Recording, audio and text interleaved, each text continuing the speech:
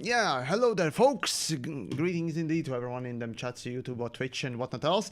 So yeah, yet another Monday. Wait, hold on. Today is Monday? Yes, today is Monday. All right, just checking here. Yeah, right. So yeah, well, back to some really dangerous, some overly loud music. Point there. Sorry, folks. And well, might as well get on with it, I guess. And just for the fun of it, I suppose I have some guests as well. So we'll probably bitch about things or talk about things or just ramble around for, I don't know, next couple of hours or something like that. Be that about fleet carriers or something else. So yeah, just for the funs of it. So yeah, one of the peoples around is the 100 rubles, or just 100 rub, and just rubles. Anyway goes. Yeah, it'll do. They're somewhat of a representative, or at least part of the AXI community, and the usual guest here, Dutton, also will probably at one point or another pitch in. We'll see. Regardless, nice to have at least some company, and so on and so forth. Right then, Yamiks ranting when I'm shocked. Yeah, Peanut Pete. Yeah, when would the Yamiks ever rant, right? No. Ha! That's a joke. So yeah, basically, I'm just doing little things in a fleet carrier. So actually, this is a great sort of jumping point off here. So it's probably hard to see right now for basically everyone, including myself. But I'm transferring the tritium that is sold onto, or well, basically my carrier has purchased from people, you know, in the beta, and I'm transferring the tritium, the fuel for the fleet carrier, to my ship, to my 16-ton capacity ship, in order so that I can refuel the fleet carrier from my ship. I know people have talked about this time and time again, but it's retarded. It truly is a retarded levels of UI design, game design, mechanic design, whatever design. I don't fucking care anymore. The fact is, you have fleet carrier, and it has in its cargo bay the fuel for the fleet carrier. And when you try to refuel it, you can't, because it always only accepts the tritium from your ship, not from its own capacity. It's why? It's stupid. I believe the reason for that is simplicity. Oh yeah, I love to go to this one little side panel where basically, you know, instead of having the transfer button being on the main, you know, fleet carrier menu, it has to be on your inventory, and then you need to press on the transfer. Then you need to press on, you know, how much you want to transfer. Probably slowly as well, because, well, okay, my ship has only 16-ton cargo space, so it can quickly be filled. But I don't expect this thing, you know, ability to move cargo to be ramped up, or at least have the ramp up mechanic where it, you know, speeds up the number, and then transfer to my ship, then go back to the fleet carrier, then go to the tritium depot, then donate the damn fucking thing, and then go back doing all that again. You know, for the next couple of minutes, I'm gonna be basically doing this shit, because quality design. You see, Yamiks, when I said simplicity, you assumed the wrong simplicity. You assumed the simplicity for you, but I'm talking about the simplicity for the developers. Oh yeah, right. It's always about the developer's ability to just manage the game rather than the actual fun element of the game, right? It's honestly even about just having one system that can theoretically be used to it, even if it's not really actually convenient, so that just they don't need to like have 3 systems, because it would take the whole another button in the depot, the tritium depot, to enable you to transfer the fuel from your fleet carrier cargo. It would take the whole nother button, and the whole nother button is a whole nother week of QA testing. Oh, right. Yeah, okay. Yeah, when there's only one intern QA tester, yeah, you kind of are stressing that poor fellow, right? Also, Yeah, I think I already can't found level. a bug. Fantastic. And yes, that's 100 rubles here with me. Yes. Yeah, so I guess people don't know me, which is understandable. I'm definitely not a streamer persona. So yeah, greetings everybody in chat. Sorry, I'll be hogging the spotlight for about an hour. I am Commander 100 Rap. I am an overseer of the Antizen Initiative, and it just happens, so I'm here. Yeah, always pleasure to have you. So yeah, let's showcase how the bug that I just discovered in less than fucking 15 minutes of the stream. Okay, so you press transfer. You transfer the maximum capacity or whatever capacity of your tritium thing. Then go into your carrier services, tritium, donate the tritium. Don't close this menu. Go back to your inventory. Try to transfer some more and it won't accept any more transfers. If you go back from this menu, you see your inventory is empty. Okay, fine, fair enough. As you can see in that particular case, when you go back, you can see that your it hasn't updated. It hasn't updated. This is it hasn't updated problem. your inventory space. Okay, Yeah, then of course, you know, if you go back and refresh the menu, yes, it updates, and now I have full capacity again. And I go back to the fleet carrier. This menu also hasn't updated because now I have my 16 tons, and I can't, you know, can't donate whatever I have already in my inventory. It's so honestly you see, probably the engine thing. It is like the prevalent problem throughout the whole game. and the thing is, right? Okay, let's refresh that particular selection. Maybe that was just that selection. You know, you go back to, you know, donate tritium, you click donate, and it still hasn't updated. Okay, you go back to the main screen. You go tritium, and only then it allows you to do. Oh wait, no, it doesn't even. So yeah, you go back to the tritium. What? Well, it did refresh. Yeah, it You did. did Never mind. But yeah, for some reason, Frontier UI designers or I guess developers, whoever is responsible for that part, just do not want to update things at all. Like the best example I have is that if you go to the codex and read, not the codex actually, the player's handbook, and read about notoriety, you will see that they actually included the point that your notoriety will not update when it decays on its own until you reload. So it's canon now. Wait, what wasn't canon? Go into your pilot's handbook Okay. and read about notoriety. Codex, pilot's handbook, and notoriety. Crime and punishment, notoriety. Crime and punishment on the bottom right. Punishment. Hold on. My brain. Crime and punishment. Okay, here we go. And notoriety. So. And there will be a mention in somewhere at the bottom. Notoriety decreases. Notoriety does decay, but the rating will not update in the statistics panel until the commander undocks or initiates an FSD jump. So here we have two triggers for UI updates. Obviously an FSD jump, that's a normal one. Everybody who played probably received their messages on FSD jumps and so on because that's a common update tick. And undock apparently is another one. But if you just leave the game overnight for the notoriety to decay, it will not actually update it decay. Right, so the notoriety rating increases by 1 unit with each kill up to maximum of 10. Unlike fines or bounties, notoriety is applied to the pilot, not the ship. The higher the notoriety, the greater the bounty.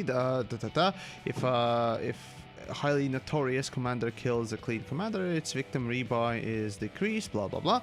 Notoriety decreases 1 unit per 2 hours of play.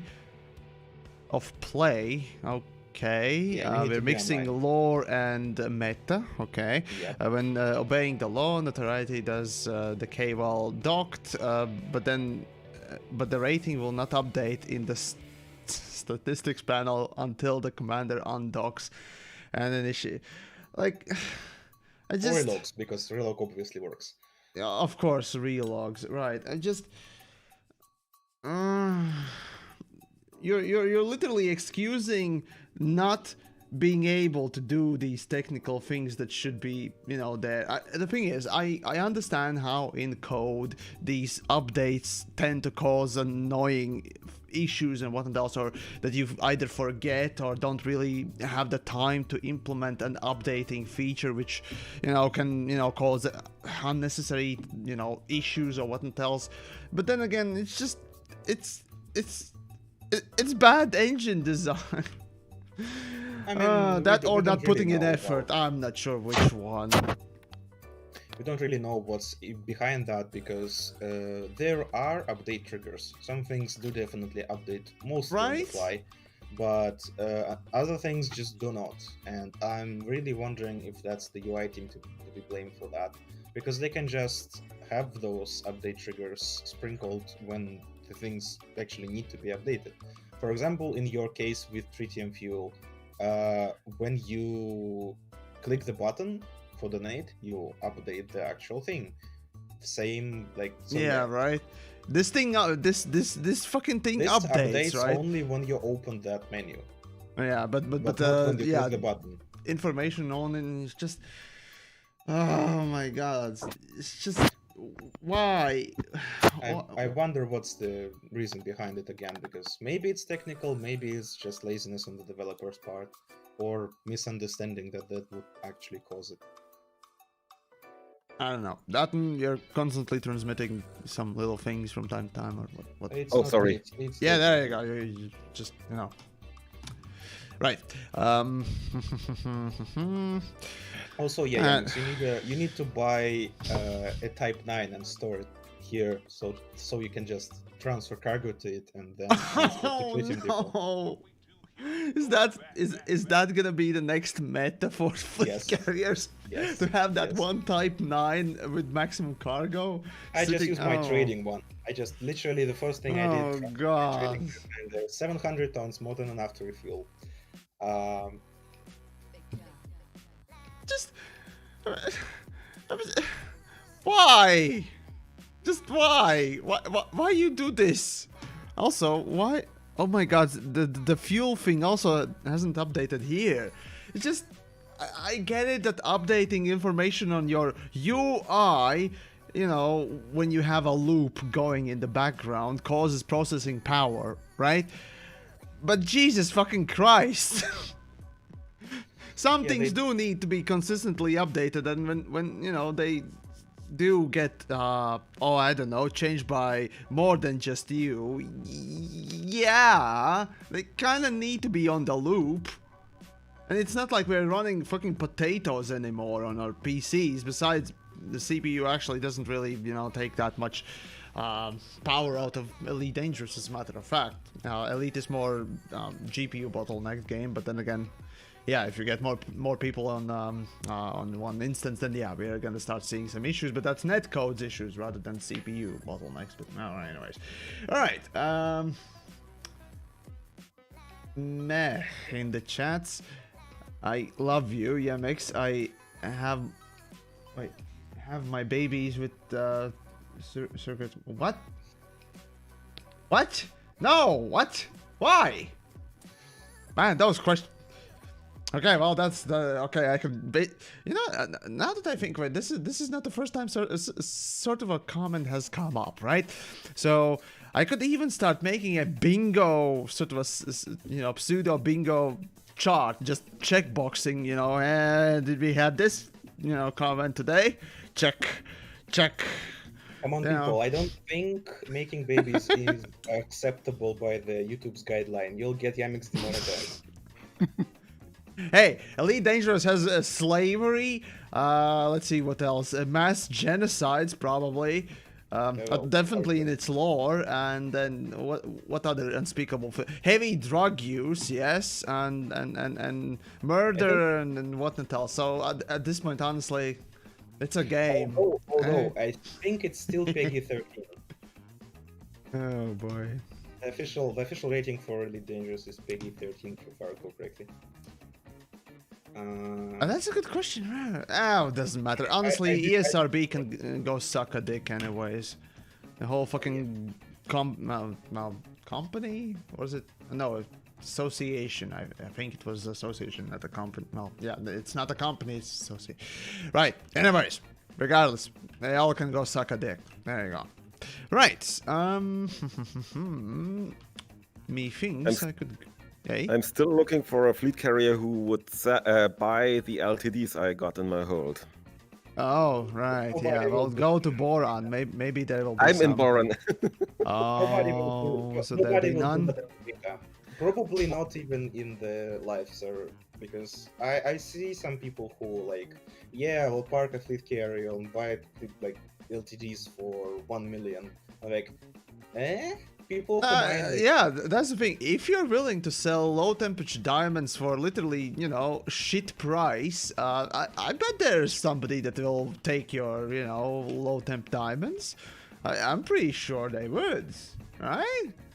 I mean, yeah, but like people who mine in Boron, or I guess it's replacement, because Boron will be removed in the live update. Well, it's not going to be removed, it's going to be reset, because developers did address the fact that, yeah, those hotspots will be reset as of, let's see, as of, you know, the next live update. So, be sure to do some mining if you want that cash, or be patient and wait until, you know, developers, or rather, not us, you know, people playing the game find the next triple hotspot. I mean, there will be plenty of double hotspots for sure, so it's not gonna be that bad, but yeah, still, you know. Alright, might as well start exploring with the fucking thing a little bit. Woohoo! In any case, I'm very skeptical of that, like, claim that people will be actually trading things, because again, Oh, fuck no. People who are mining usually want the best price, and they just jump for the best price. It doesn't take much to jump to the best possible price. The simple reality is that Elite just doesn't have tools. It doesn't have tools to inform the players, be that yourself or others around you, about the things that you want to do. In this case, with fleet carriers, it's clear that, you know, you want to, for example, sell something, and part of trading often is, whatchamahazards, advertisement, right? Part of trade always is advertisement. And to not have that in Elite, it's just, the fuck? Also, I just realized that I haven't had turned on the alerts. Sorry.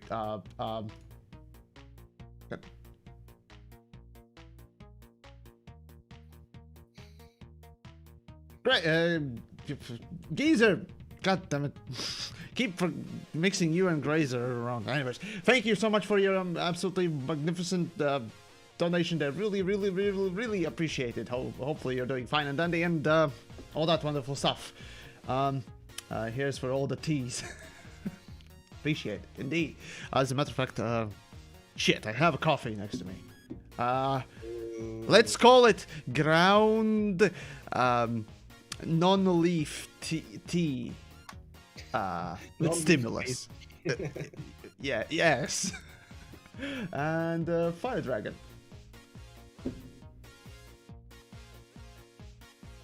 Tip jar happy now. Thank you for filling up the tip jar there. Really appreciate it as well, and hopefully you're doing fine and dandy this Monday and all that stuff. And of course, Matthias, nice to see you as well. Try to reach the HD was let's see, 88 light years. Actually, where is that? Rob is here. Yes, indeed. See, Rob, you're not so unknown as you may think yourself. Oh, sure, my people definitely know me. It's hard to not notice me on the top of the damn like user list in the Discord server. But anyway, my main problem with carriers is that all of the features are good in concept, but very bad in implementation. Like, honestly, really only miners will be really satisfied, I guess, with what they get. I think I made a meme about it on Reddit or something, but like Oh carriers God. used to be carriers, and actually they are actual big freighters. The storage and the market are like what Yeah. only really works No, correctly. okay, so we can actually start, listing off things that fleet carriers could be used for, or rather, who's gonna properly be able to use fleet carriers, right? Something like fuel rats and hull seals definitely will be able to utilize these fleet carriers without any extra tools and what else. Because literally you just enter in the map, you open up the carriers, and you have carrier presence, right? Jocks, you're done, right? That's it. You don't need any more tools. You just need to find a fleet carrier. It's actually not that easy to find because it's a small filter, and I would personally prefer the the bookmark style locations. Me Because, too. like, here you Um, have the systems that are yellow on a relatively dark but sometimes also yellow background. Like, I have zero idea how you're supposed to find fleet carriers out in the black with that sort That's of the UI issue, but right, I'll let you finish there. But Valor, what you doing? My God, you absolutely generous soul. Thank you. I really usually have lack of words to express. Basically, I don't know, these sorts of generous gestures, from the viewers and what else. It's just I don't know what to say sometimes. So thank you, seriously. Yamiks is struck by your generosity. What else are you supposed to say when somebody is extremely generous? Just thank you. And honestly, now that I think of it, yeah, also, obviously, thank you to everyone watching and all that stuff, right? Obviously, I wouldn't be, streaming if nobody would watch me, right? So, there you go. So, well, if this helps you, spend your days and what else in the lockdowns and all that stuff, glad to provide that. Actually, tomorrow, expect a video, a very uncanny video, very short one, but it's gonna be much like one of the April Fool's videos, but more appropriate, I guess. So it's gonna be bizarre regardless. So that's all I'm gonna, that's all I'm gonna say. Just watch out. It's gonna be it's gonna be interesting. Yeah. What was I on? Oh, right. Sorry for cutting you off, Rob. No problem. But yeah, we definitely can try to list things that can be done with carriers, and you mentioned like fuel rats and wholesales. Honestly, again, I'm not one of them, although I did look into their logistics a while. Yeah. And I don't really see why that would be useful, because for fleet, they're obviously one specific case. Yeah. Where the carriers will be very useful for them. It's when you need to save somebody who is in a system that can only be accessible by a carrier. So you obviously need a carrier of your own. Ah, yes, that is a good one. Yes, indeed, that would actually allow people to go to the what was it, the M67 region. There is a bunch of systems like that. Yeah, bunch of places like those, indeed. So by neutron jumping, with very stacked anacondas, are not accessible at all. But like this area, right? Yeah. There's only one way to get there. You see, there's this one star, right? This is the M67 region, right? And underneath that, a little bit down. Wait, no, here we go. There we go. That's the star from which you jump, if I remember correctly.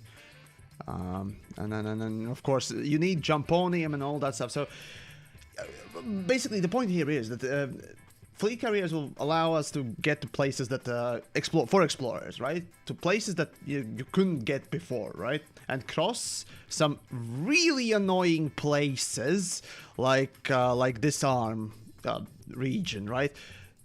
Oh, Matthias, dude. Seriously, thank you. Have you searched for PSR in the galaxy? Give me a moment. But I'll take a look at that. Right. So to for example get here, right? This is the place where you can find the gyre trees.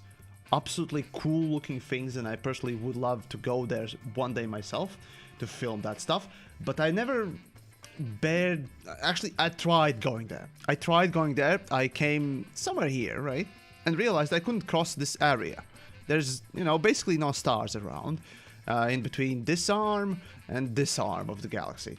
So you need to go around here. You see this area and this area. This is where you can cross over, right? And going basically that way and way again, it's basically like going to the center of the galaxy instead. And, I opted not to go in the end. So, yeah, if fleet carriers allow us to, cross this area easily or without such much of a problem, it's great. But yeah, essentially it's just...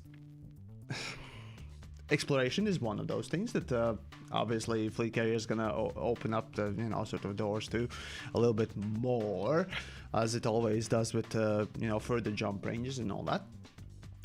But yeah, the hull seals and fuel rats. Now, obviously, they'll use their own tools, their own websites to promote where are the fueling stations and what else in each sector.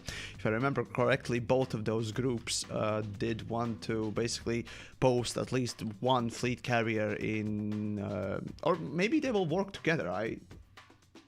Again, I haven't asked. So if any of you actually know any fuel rats out there, let me know. But I think, yeah, they will host a single fleet carrier per sector. So you'll be able to, sort of look up where's the closest, fleet carrier, and go there and fuel and repair. Honestly, yeah. So while that project is very, very ambitious, mostly because it requires lots of carriers and lots of people and lots of coordination. I honestly, again, I'm not a deep explorer. I've been to Sajai and back with a little detour, but I'm not sure you really need those kind of things. I mean, maybe clearly you don't need them. They're not necessary, but they're nice to have. Yeah, I mean, again, that's one place where I can concede that they'll be providing some useful things, convenience specifically, and maybe security to people who are afraid of losing data and so on and so forth. Yeah. But returning to wholesales and fuel rats, like at least a certain percentage of their rescues are time sensitive. For example, if you really need to get to somebody who is literally on their last oxygen or something like that, I think they refer them to as red cases. But of course, the carriers will not help with that, because you have there's two parts to that problem. Specifically to the problem with carriers, like wind-up times and so on. First is how many jumps you can do in an hour. It basically determines the carrier's top speed. And currently it's 1 jump per 20 minutes, because I have 15 minutes wind-up and 5 cooldown. It used to be 2 hours, which obviously was... oh god, that was clueless.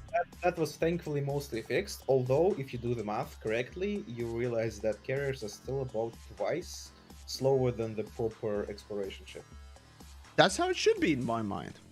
I mean, I would not argue. It's an interesting balance.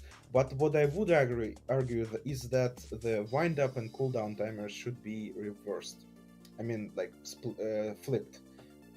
For the wind-up should be 5 minutes, the cooldown 15. Because at the current situation, the 15 minutes jump time basically makes it so you're very much incentivized to fly anywhere yourself if you want there to be there fast. Because let's be real, a proper exploration ship will cover those 500 light years in 10 to 12 minutes, or even less depending on how optimized and how engineered you are. Right. I can And actually counter that with my sort of design perception. So let's say Yamiks decided, hey, I'm gonna make, fleet carriers. I'm gonna be the one that designs its principles, right? And right, first principle is that yes, fleet carrier should be slower on the long distances than a normal ship. See, in my opinion, right, in many games you see that sort of a, play between ships and between different types of vehicles oftentimes, right? Let's take a real life comparison, right? I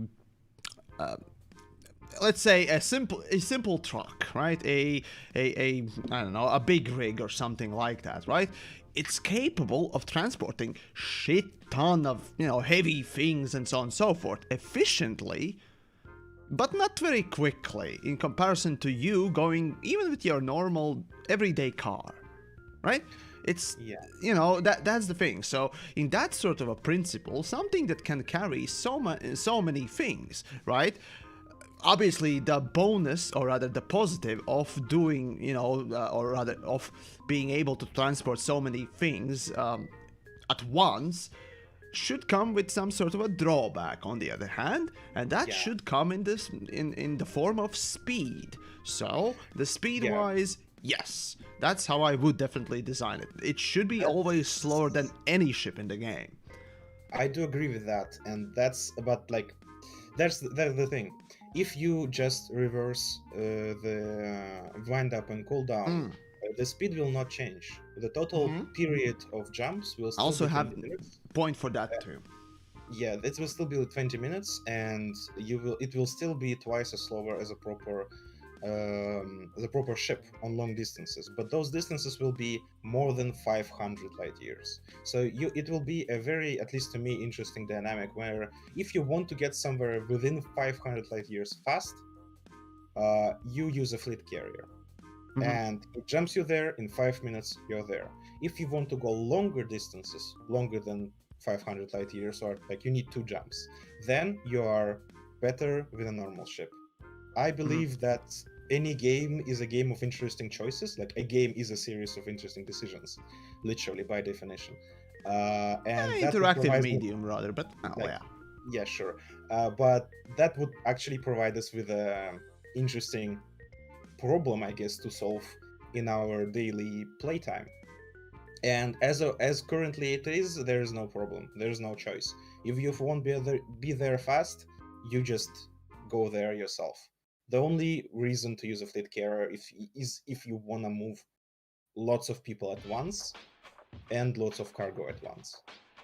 If Oh, you want there's to be that. anywhere fast, fleet carrier will not be No, like. sure, and yeah, that's kind of in the name already, right? The fleet carrier is kind of descriptive as is, right? Again, it harkens back to the sea fleet carriers, the ones that we have right now. This the flight platforms, essentially, those things. They're not very fast, not very amazing, what else. But they are able to transport the whole slew of aircraft and aircraft carriers, right? It's basically the same principle there. It's not Yeah. never gonna be fast. It's never gonna be the greatest thing and blah blah blah blah. But it's meant to be that sort of a self-sustaining platform, which you could say that fleet carriers are really not. It kind of does, but not really. And Yeah.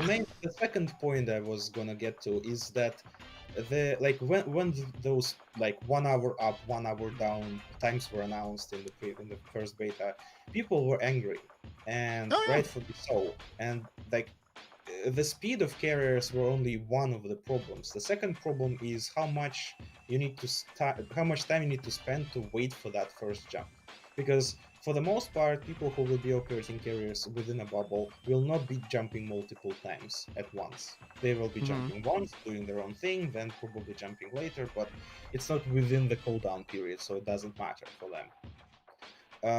But how fast you can get there is important for them. Again, for example, Mhm. me. Let me imagine I'm a somebody who wants to get to Pleiades to hunt some targoids. My friends are gathering up. They want me there like, as fast as possible because they're already there, and I'm at Shinra the other side of the bubble or somewhere. I get to my carrier and set up a jump. If it was 5 minutes, I can safely wait that 5 minutes and be there when I can. Like, it's as fast as possible. It's actually faster to do that than by going with a normal taxi ship. When it was an hour, it was obviously unusable, as literally everybody pointed out, because there is nothing you can do. In like people that are waiting for you will just go and do their own thing. The hour, they will not wait for you for an hour. You yourself can be in that same cover that same distance in about 10 minutes. Like I think my ship covers Jameson to Astro Opens 8 jumps, which is less than 8 minutes. Yeah. Right, but the thing is, right, so first things first, Tom, thank you for the coffee bucks there, really appreciate it. As a matter of fact, I'm drinking to my second coffee of the day, surprisingly. Usually I am around the third or fourth by now, so there you go. But as for the timers, right, so to address the timers, the reason why I would put the 15 timer for the waiting until the jump rather than 5 minutes or basically no time to jump and then a cooldown. Reason is, you plan a jump, right? And because this is a fleet carrier, it's supposed to carry ships, or rather it's sort of a main shtick is to be the base, be the carrier of things, and home base or whatnot else. It's also more fair, if you will, to also notify people, notify around surrounding people that you are going to be jumping. But here's the timer you have until we're jumping. So let's say a person who has control of the fleet carrier, decides to jump and not notify anyone. This is a way to sort of make sure that people who want to jump with you would not be sort of suddenly taken by a random, hey, he just jumped out. Like, what? It didn't even give me time. But now you have... That's literally sort of a time to give to the people to get in the fleet carrier and make sure that they are, that they can jump with you, even if you don't tell them anything. To that, I will counter 2 things. Sorry for cutting you off. Go for it. Yeah, that was my point. That problem issue was kind of covered in our last survey. Let me just find it real quick. In the meantime, folks, you want to see a magic trick? So I jumped to a system from a previous system that had a very pretty skybox and whatnot else. Let me go to main menu and back. You'll see a magic trick. Oh, I think I know what it's about. Yeah. It's gonna be a great magic trick. Something I broke again. It's broken, yes. And let's look at the outside a little bit there. Come on, magic trick. Do. All of a sudden, it's all dark. It's all red. Oh no. So yeah, there you go. That's the magic trick. So yeah, Skybox changes. There was a question in our survey which basically exactly counters that sort of notion. Question was, are you afraid of docking at a stranger's carrier one day and finding yourself thousands of light years away? Only 8% of 3,555 people had answered yes. 13% had answered no. 38% answered I would never log out on a carrier that I don't trust. And 39%, basically 40%, said I would like an interface option to not jump with a carrier. And here's my point.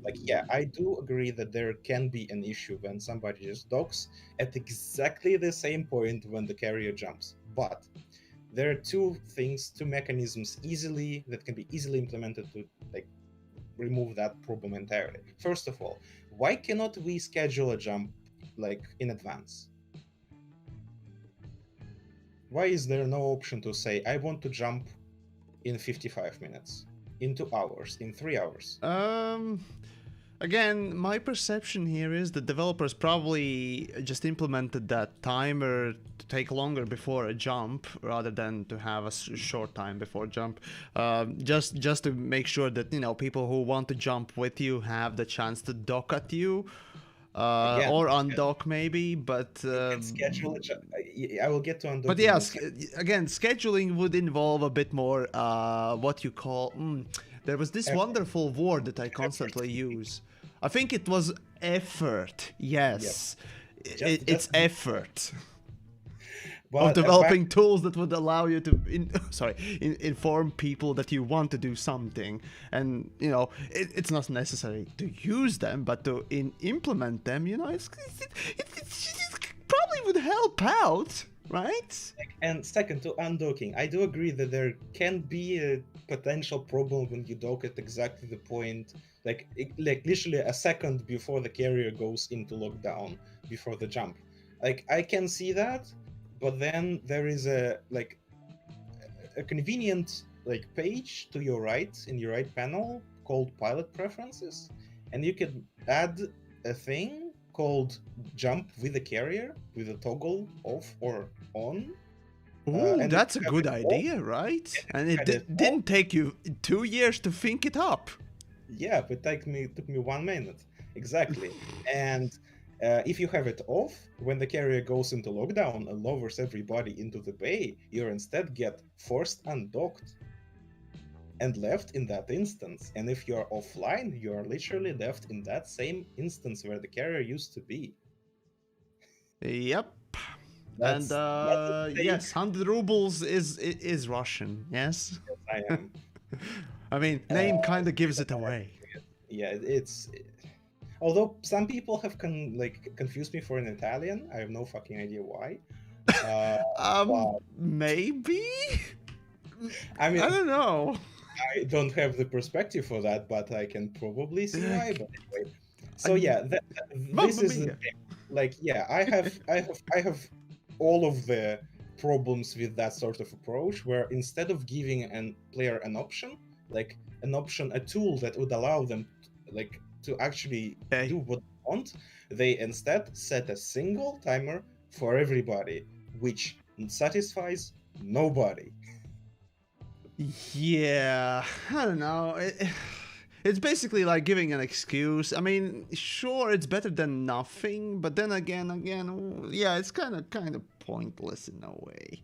Sure, the thing is, yes, I still, if I was a developer, I would still put in a timer, because otherwise you can just, constantly jump, and you're gonna be faster than a normal ship, clearly. So yes. 5 minutes minimum is exactly fine for me. I think the lockdown phase happens at about 3 minutes or so on. Yeah, something like that. I would probably put it at around 7 minutes, because 5 minutes, again, it would be faster than the slowest ship around. So, I mean, but it's still a point of balance, essentially. Yes, if we just flip the cooldown, again, if you want to limit the overall speed, the top speed of a carrier in terms of light years per hour, you can do that via the cooldown period. Again, 5 minutes wind up, 15 minutes cooldown, leaves the same period of 20 minutes, and you are still twice slower than the normal jumping ship. No balancing issues here, at least to me.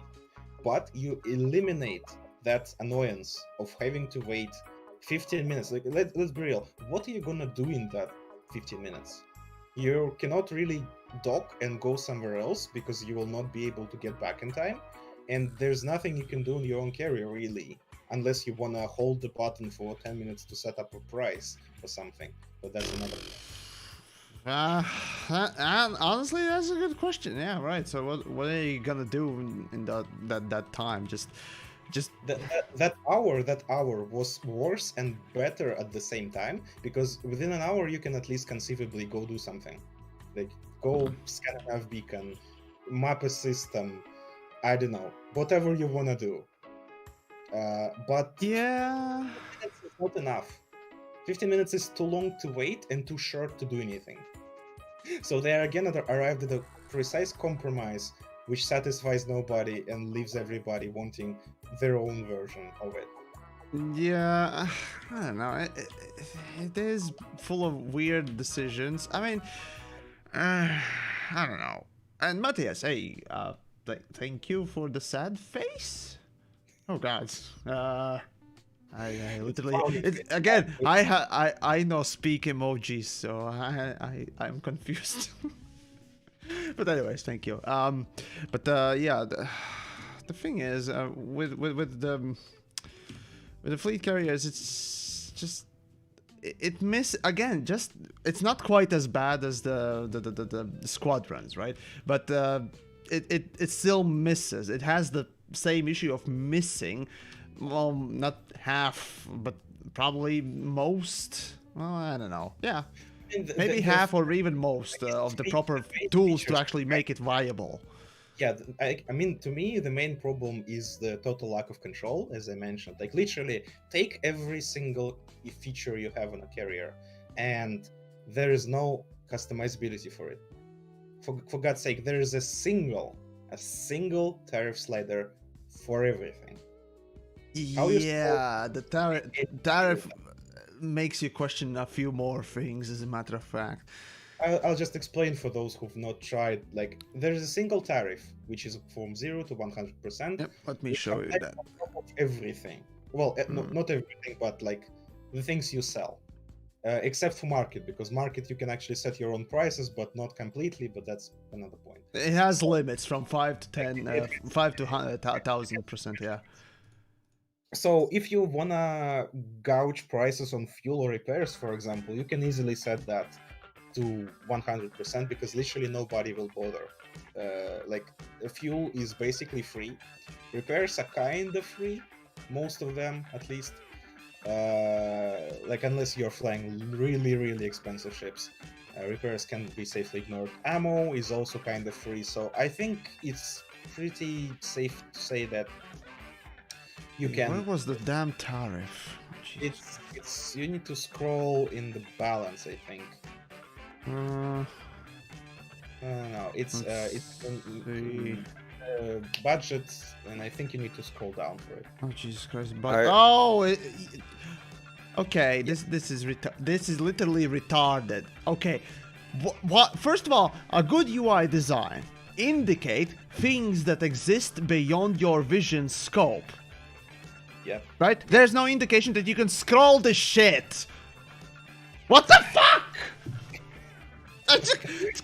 What is this? Oh my god! I just want to strangle UI designers sometimes. Anyways, yes, you can't scroll it apparently. There you go. There you go. Carry on. Sorry. Carry on.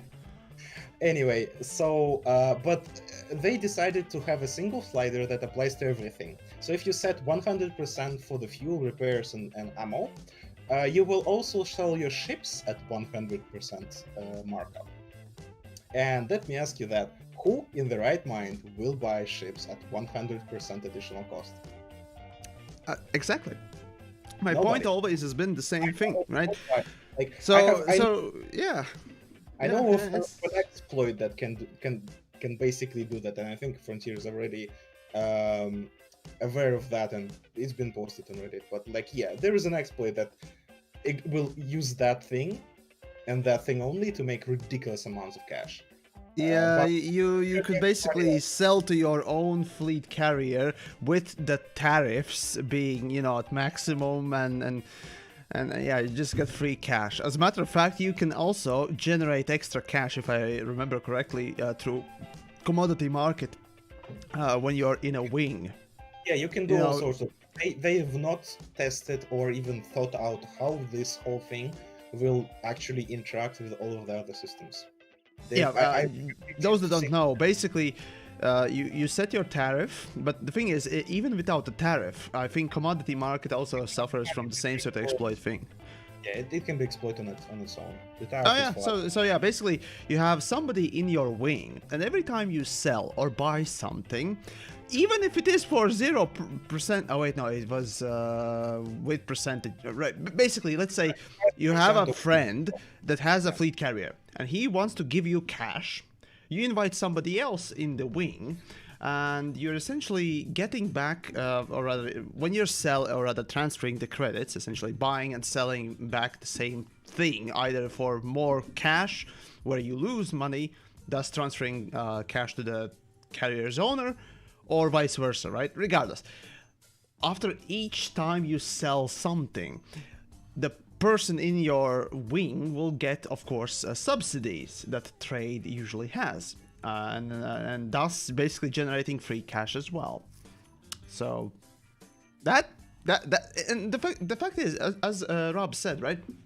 Essentially, developers have put in place these tools for us to use and so on and so forth, but they literally haven't played their own fucking game to remember that these fucking mechanics exist in the first place. They haven't played their own game to well, even just remember that when you're playing with a wing, you have, you know, trade subsidies. You also have the what has it? Also, yeah, the tariff exploit thingamajig, right? It's just, yes, you create these tools, but without the knowledge of the game itself. And the thing is, yeah, you can blame developers just, you know, coming in after a while and, you know, being new to the game in general and so on and so forth. But the thing is, you're a team, right?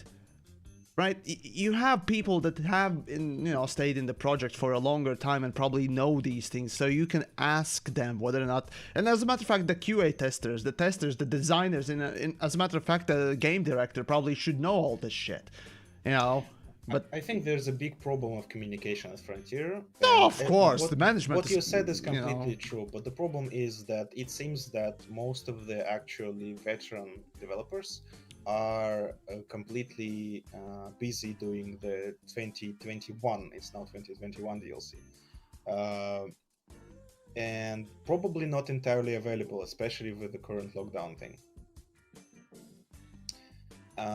And as we know, the current content is being developed by like 15 people that are probably new, or at least mostly new. Who knows, honestly. Well, yeah, we obviously don't exactly know, but at least considering the quality of the September update, I can probably safely say they're mostly new.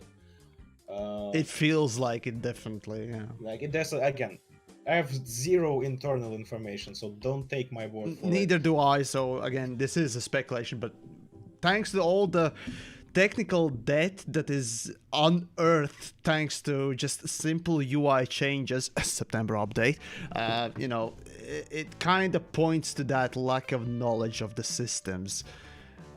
Also, PSR, yes, there you go, For God's sake, like they've been trying to fix really, I mean, probably not that simple, but a fundamental bug with the Thargoid, invincible heart bug.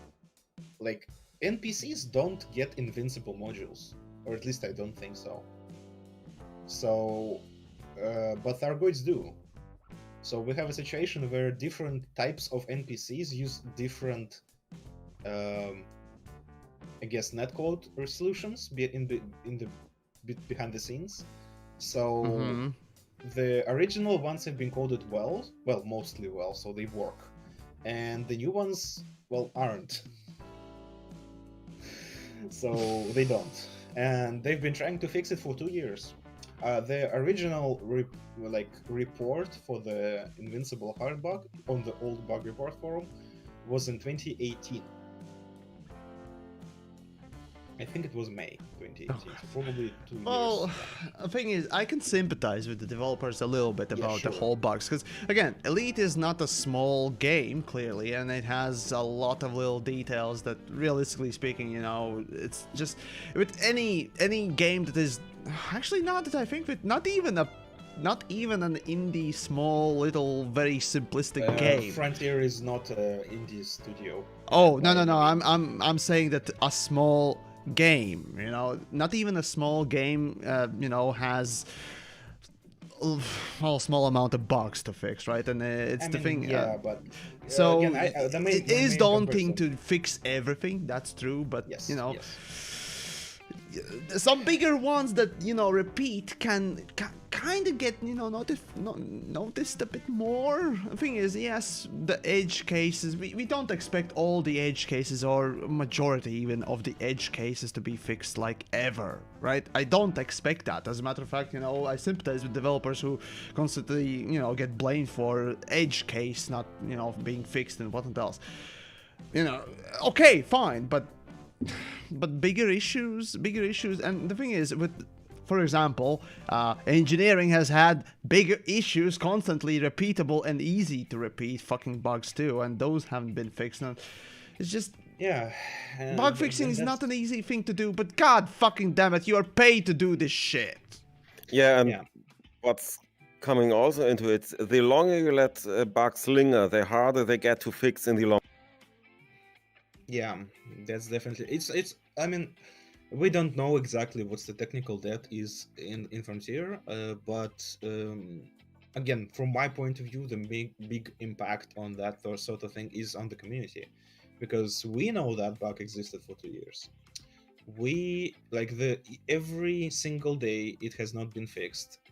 We have to struggle with it, and it's really demoralizing when somebody new goes and tries AX, especially in the wing for the first time, and then we have to tell them that the AX doesn't really work in wings because the game is fundamentally broken and it Oh probably will god, never be yeah. fixed.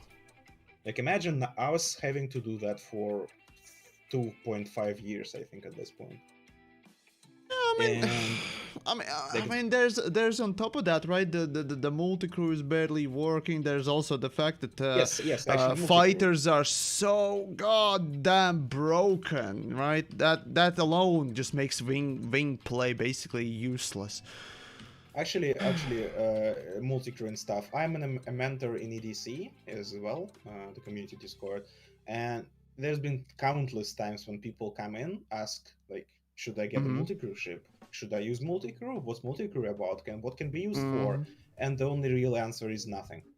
Yeah, don't use it. Don't touch it because, well, yes, the concept and idea is good, but trust me, the way it works, or rather not work, is just horrible. Like, and then truly.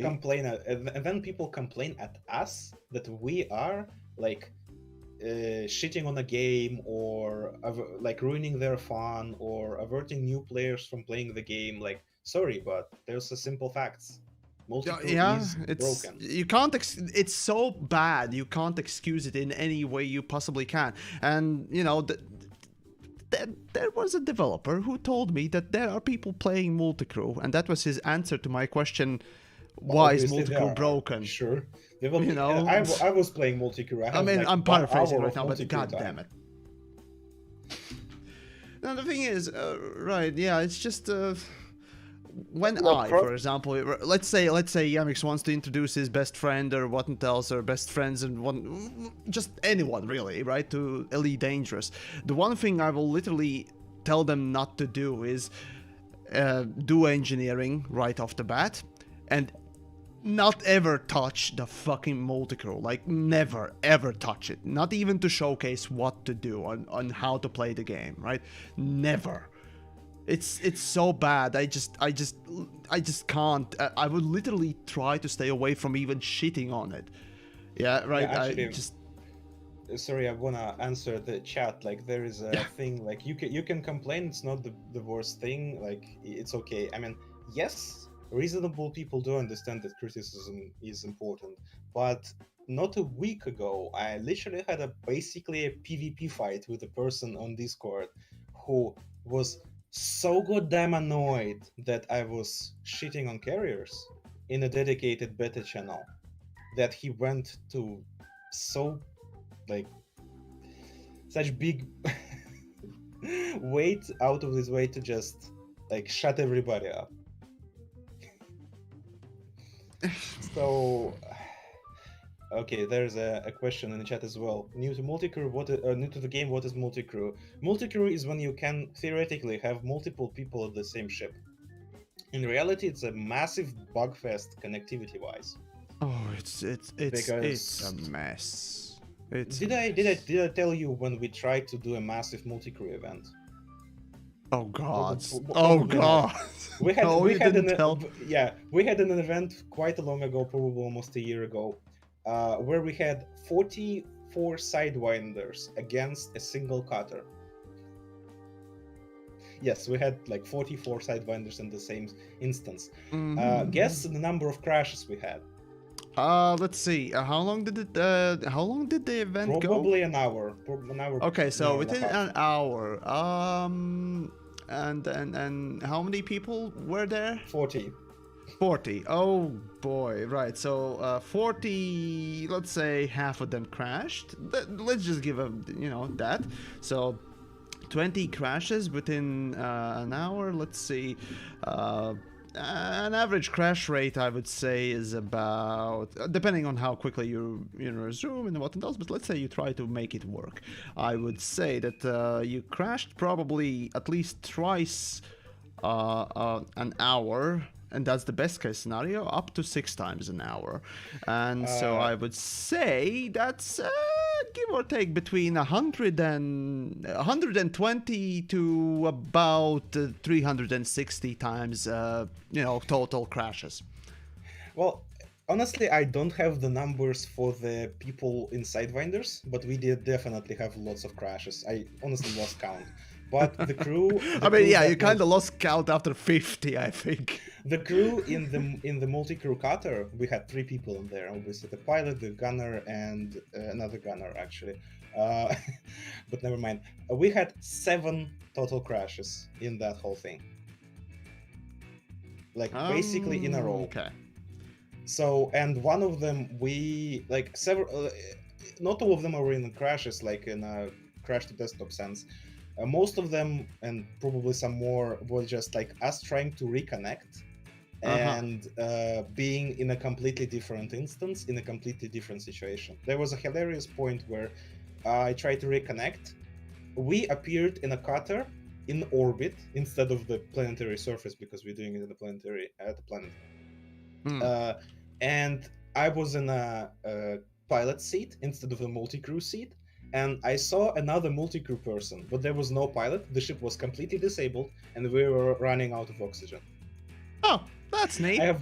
I have zero idea what the hell that instance even was. Multi-crew, folks. That's multi-crew. That's a new resolution of any sort of a crash within Elite or bug. It's just multi-crew levels of fuckery or something. Because again, at the same point, the actual person, the actual host, was at the planetary surface waiting for us.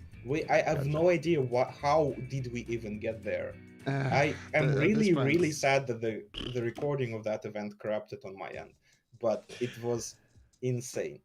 Right. Right. I need to respond on a couple of things in the chats. So first things first, System X95. No, this be the live thing. I do try to answer questions and so on and so forth. So just tag me in your questions if you have any. I'll try to answer and so on and so forth, or what else. So just I try, god damn it, but sometimes when we chat and so on and so forth, it's oftentimes just when you get into a rant, it goes long. So there you go. Yeah, sorry for holding the spotlight. Yeah, no, it's all good. It's all good. Just again, it's interesting conversation, at least for myself. And Matthias, hey, thank you again for your squeaks and so on and so forth. Seriously appreciate it. But yeah, and you said that what was it, the PSR, right? To quickly address the whole PSR. So first things first, Elite Dangerous has this interesting thing that Elite's universe or Elite's galaxy is essentially generated from the Stellar Forge, if I remember correctly, right? Or it has taken data from it, and the game map has its limitations. It doesn't have, endless coordinate allowance, or rather, it has a set limit of minimum, maximum range within, the galaxy map through which you can move up, down, left, right, and so on and so forth, your camera. And as it happens, this is the limit, at least on the, what was it, on the Z, no wait. On the Y scale, yes. This would be the height scale. So the 10 it's 10,000 minus 10,985 units of something, I don't know. Regardless, there are star systems both below, above, and I think also left, right, and what else as well. I think on the galaxy map that are outside of these bonds. Good example is the PSR. As you can see, there are star system, but it disappears. I did multiple times, the look of it, So but you can see. You're moved into the bounds back. Yeah, it basically. Ghost Ref once got moved there by developers during a beta phase. Oh, really? Neat. They have a very good video on that. Oh, that's cool. So apparently, yeah, you can go there. Those are real systems. But the thing is, because you can't target those systems, you can't even press on them properly unless you are like split second perfect on aiming and pointing and basically fiddle fuck around with the UI a lot. Enough so that you would be able to, point to it as a valid destination. Yes, you technically could go there, but the interesting thing is the game's map itself features things that you literally would never be able to go to, and that I've always found this perplexing. Yes, you have copied and pasted basically all the star systems that the Stellar Forge generated. But on the other hand, why have them in your galaxy map if you never go there? But then again, the funny thing is, hey? well, the funny thing is, it's not copy and paste. All these systems and places you see there are generated by the Stellar Forge in real time by the procedural generation, and this procedural generation doesn't have limits. So that's why these things come into existence. But then it's still kind of Actually, weird. Not all of them are like absolutely procedurally generated, because they did have lots of data taken in from the astronomic. It's a quirk. Basically, it's a quirk of the game's sort of a map and how it's made and what else. But I don't know. I just find it kind of copy pasting without regard, kind of a careless action, if not lazy, right? It's just one if statement. All they had to do was adding a if statement, coordinate X or the if coordinate Y above or below the bonds, delete it. Like, how hard would that be, right? Actually, 3 ifs, that's it. There's a good anecdote to that degree. If people like think that Stellar Forge is like perfect and completely unique, and so on. On Reddit there is a post, look up the map of neutron stars in the galaxy. I don't think you can find it by that, but there is a Reddit post. Basically, for those who are not programmers, imagine two axes. Yamiks, if you can open the galaxy map and show them the whole galaxy for a second. Star map. Yeah. Just like align it so the Sagittarius A is on the up degree, so that it's on the north. Yeah. So here's the galaxy. The galaxy has coordinates. Your 0 point is at Sol. Sol is 0, 0, 0, and from that everything else is measured.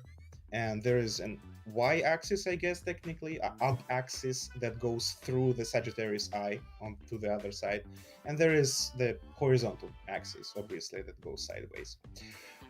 If you find map of all known and all mapped like neutron stars, you'll see that they don't generate within about 1,000 light years. Some other number, I don't exactly remember, next to those axes. The reason for that was given very long ago. Apparently, Frontier didn't want lots and lots of neutron stars close to the bubble. But instead of having an end, not the trigger, what the fuck is the right word? Or just the Pythagorean, just the distance. It's not even, they did not use an end statement. So for example, if your coordinates on y-axis are within like below 1000, for example, and coordinates on another axis are below 1000, so it would be a cube of at least neutron empty space. It's actually a giant cross that goes all the way through the galaxy that is centered on Sol, and that cross is neutron free, except for some manual a whole cross. Yep. Huh. There's a Reddit post. I don't remember the exact wording, what it what's been called, but you can find it. And it's again that was the question basically asked, like, why is that again?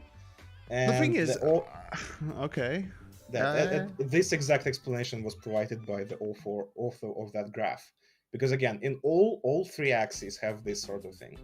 There is a giant cross centered on Sol that is like neutron free, apparently, because I mean, there is Jackson's Lighthouse, which those has are the manually neutron, placed. right? Those are Yeah, manually placed. those are basically manually placed and so on and so forth. And hey, Matthias, thank you again. Seriously, They appreciate it. haven't just written x square, y square, c square, square root of that spot.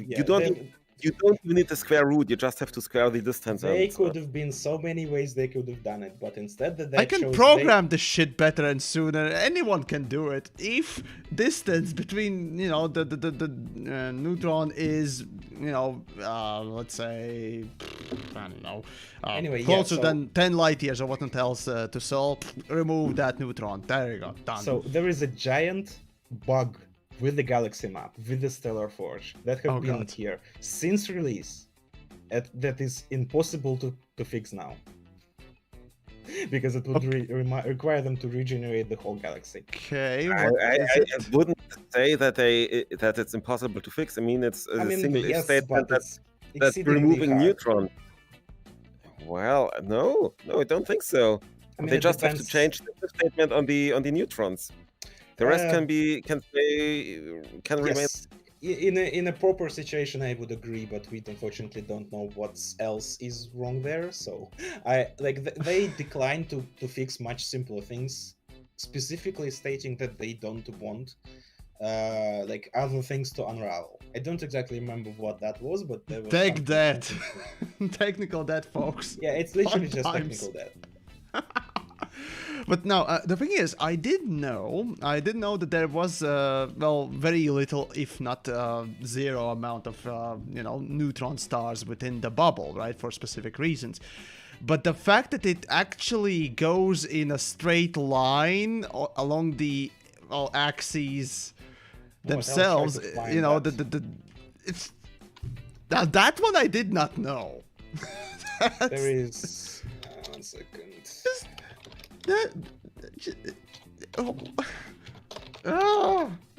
That's stupid programming, damn it. We have coordinate system, for fuck's sakes. Oh no. Well, it goes to show that there are reasons why you shouldn't be using Cartesian coordinates for something that's more or less cylindrical. So if they had used cylindrical coordinates, it would have been much easier. Yeah, it's the white dwarves are left and right within the bubble. Yeah, you can even see the bubble's borders with white dwarves. So basically, they try to remove. You can actually find you can find the bubble easier. Filter by civilization. Power play done. No, actually, filter by civilization human. And have the what's it called, the population set to like more than 0. Yeah, their civilization. No, it's actually you need to actually set it to 0 both times. So have population and both to 0. No, both to 0. It will create a massive. This should create so.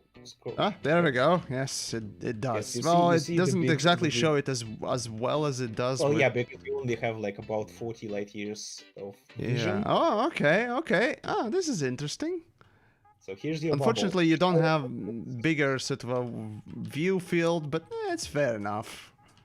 Again, power play is easier, right? It shows more, but yeah. Okay, I didn't know this one though. Okay, actually, fair enough. I think I literally learned yesterday. Select your own system, or wherever the hell you are. Just go back to your system. Okay. So you see those blue lines? No, those are the traveling lines, the distance in one jump that my ship is capable of doing, yes. Yeah, that was basically go to your settings where you choose the plotting mode, the economical or like Yes. somewhere in there. Click on the diamond selection of fastest routes. Like, Okay. Well, I have the fastest route selected already. Yes. click on it again. Okay. It regenerates everything, or it doesn't. So It doesn't here, generate anything now. yes, there will be none of those routes, and it will use the last remember selection. That's the thing I learned today. Literally, you Fair can get enough. rid of all those annoying lines and still be Yeah, like, it's a toggle button regardless. Okay, yeah. I kind of I usually press on these things and so on and so forth. So kind of knew it, but now that you put it in words, yeah, I suppose when you start noticing these things, because I was looking Eh. at those things and I literally not thought that those are actually toggle because those are obviously yeah, it doesn't look like a toggle. It looks like a switch button. Because again, the toggle button is this one, right? Makes sense, but it's just UI, right? This is what we talk about when we talk about the predictability of UI and the ease of use and intuitive design. This is what I would call unintuitive design. Yeah, I always consider these buttons to be radio buttons. Right. Oh, and by the way, do you know why these are called radio buttons?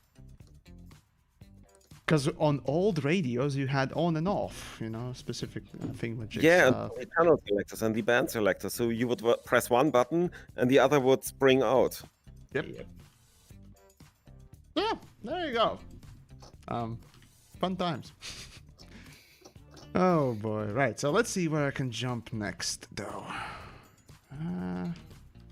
There is one nebulae, but meh. Let's see, dark region. That looks like garbage, though. Any suggestions where to jump now? Any pretty place nearby? Let's see. Nothing.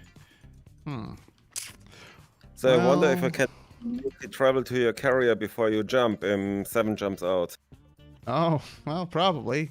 I'm not yet kind of decided on anything, so yeah. I could go back to the pretty place. Maybe not. I don't know. Hammerhead Nebulae? How about something that is close? Don't want to spend, the whole stream just jumping. Besides, I don't think I have enough tritium anyways. and you So, cannot yeah. jumps anyway. So There really aren't any pretty nebulae nearby, aside from That's those. brought the exploration here, build and really. not my cop. So yeah. Generally speaking, there's not much going on, really. so where can I?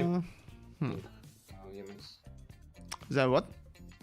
Which channel can I post the link for the thing? I found the map basically.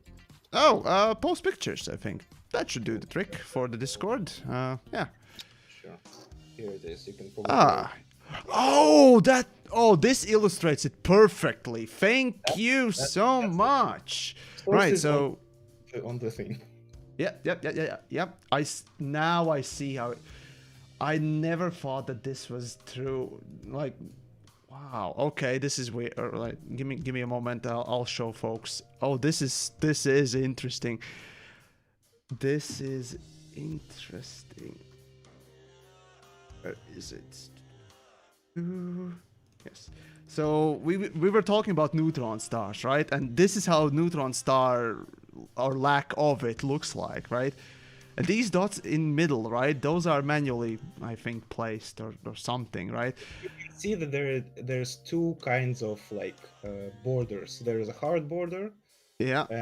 and soft border. right? Yeah, there's, Not really removed generate. levels, right? So these are all the neutron star, or give or take neutron stars, and this is just a line lacking of it. Wow.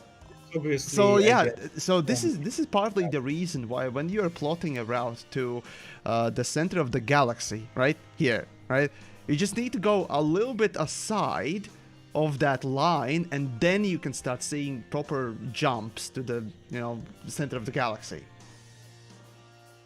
Yeah, this is interesting. Oh wait, there was another interesting picture that showcased the excluded zones.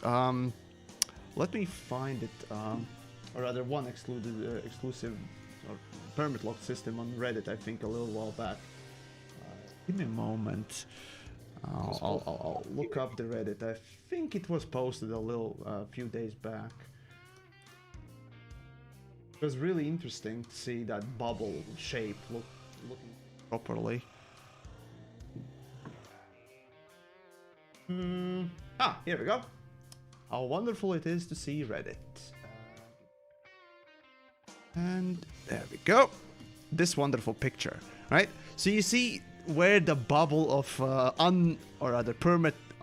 unknown permit locked system is, right? Or other systems, as a matter of fact, that sort of a thing. If I remember correctly, that's the call 70. I think that was call 70. Was it? Yeah, call 70. It should be.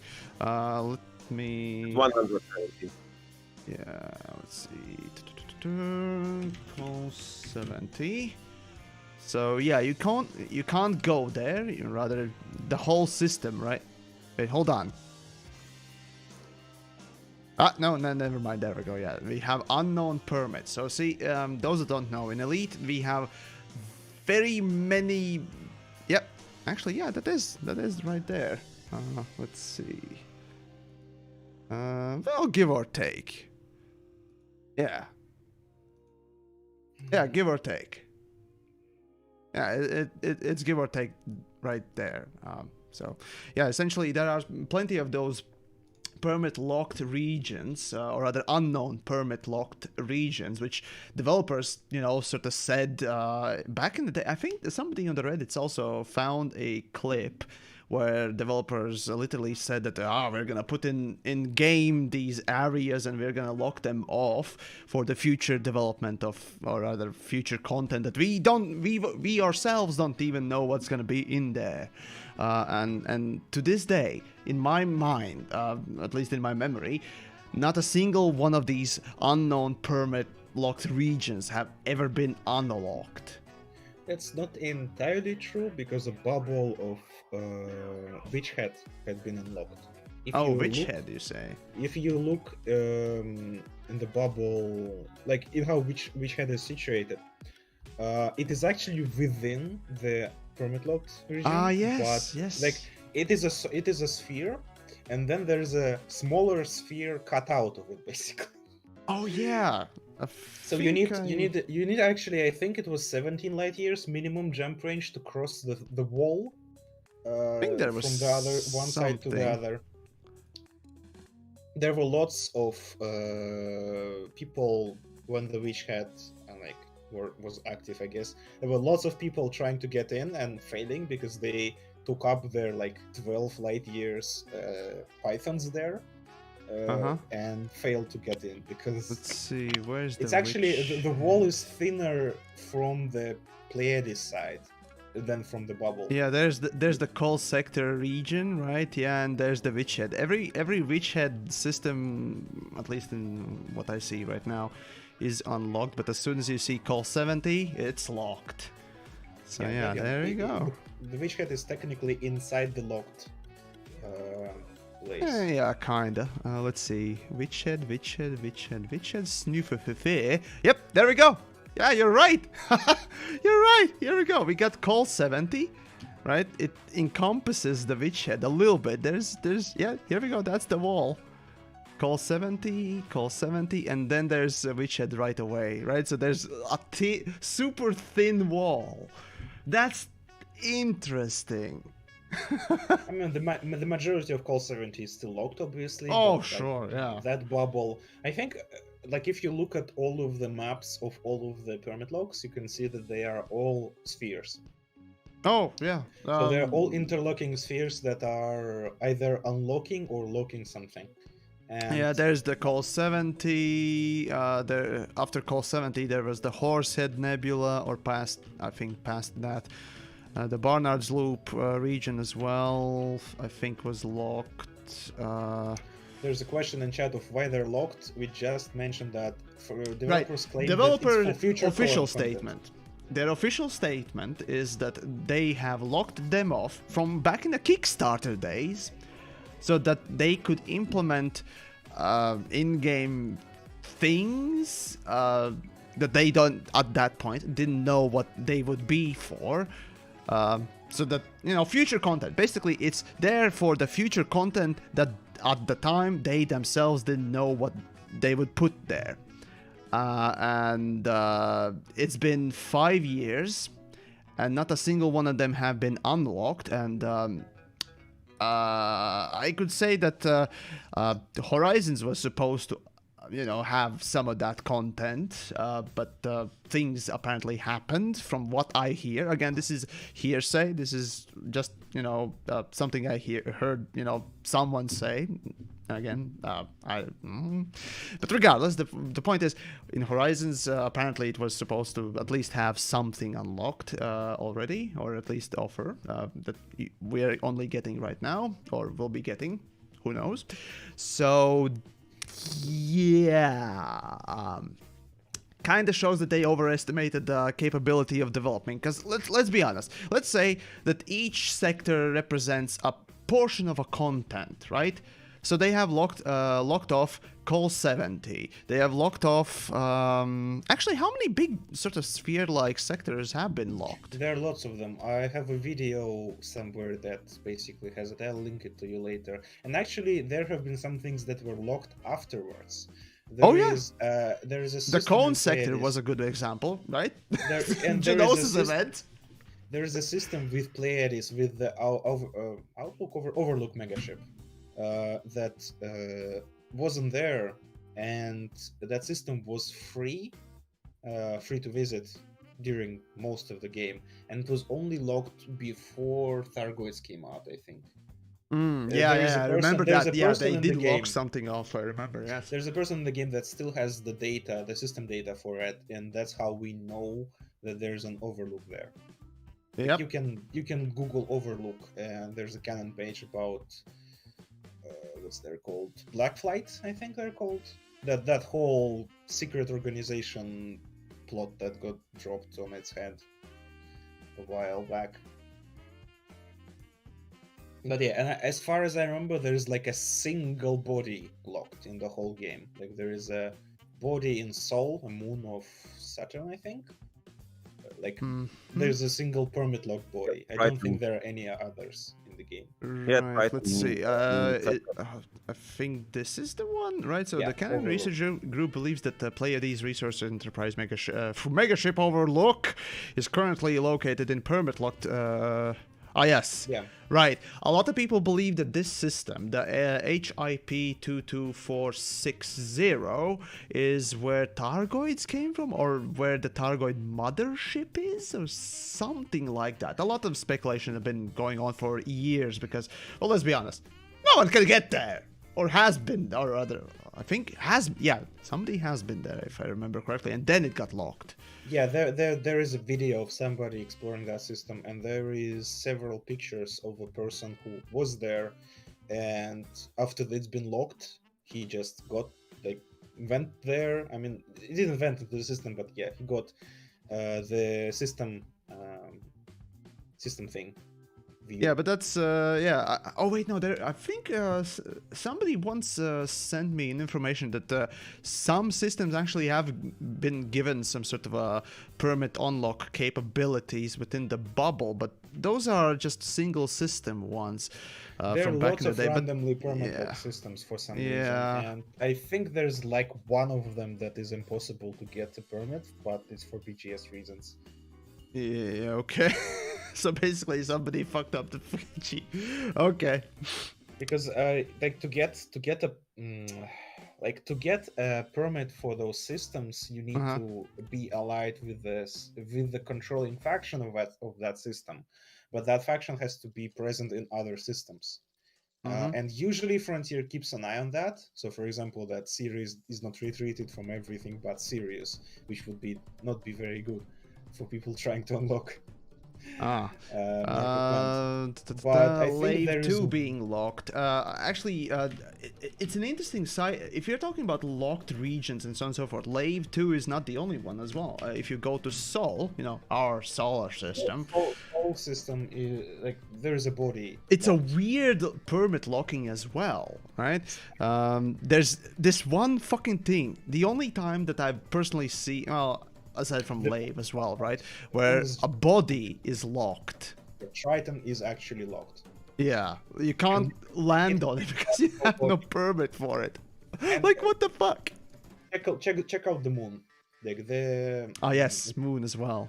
The moon, I think, is not locked. Moon is not locked. It's designated as not landable body, which, let's be honest, is bullshit. Thing is, for context here, right? So from back in the day, developers, when they released the planetary landing, they said that they would eventually, you know, basically allow every planet to be landable. I think that was either not, if not explicitly said, then definitely implied heavily.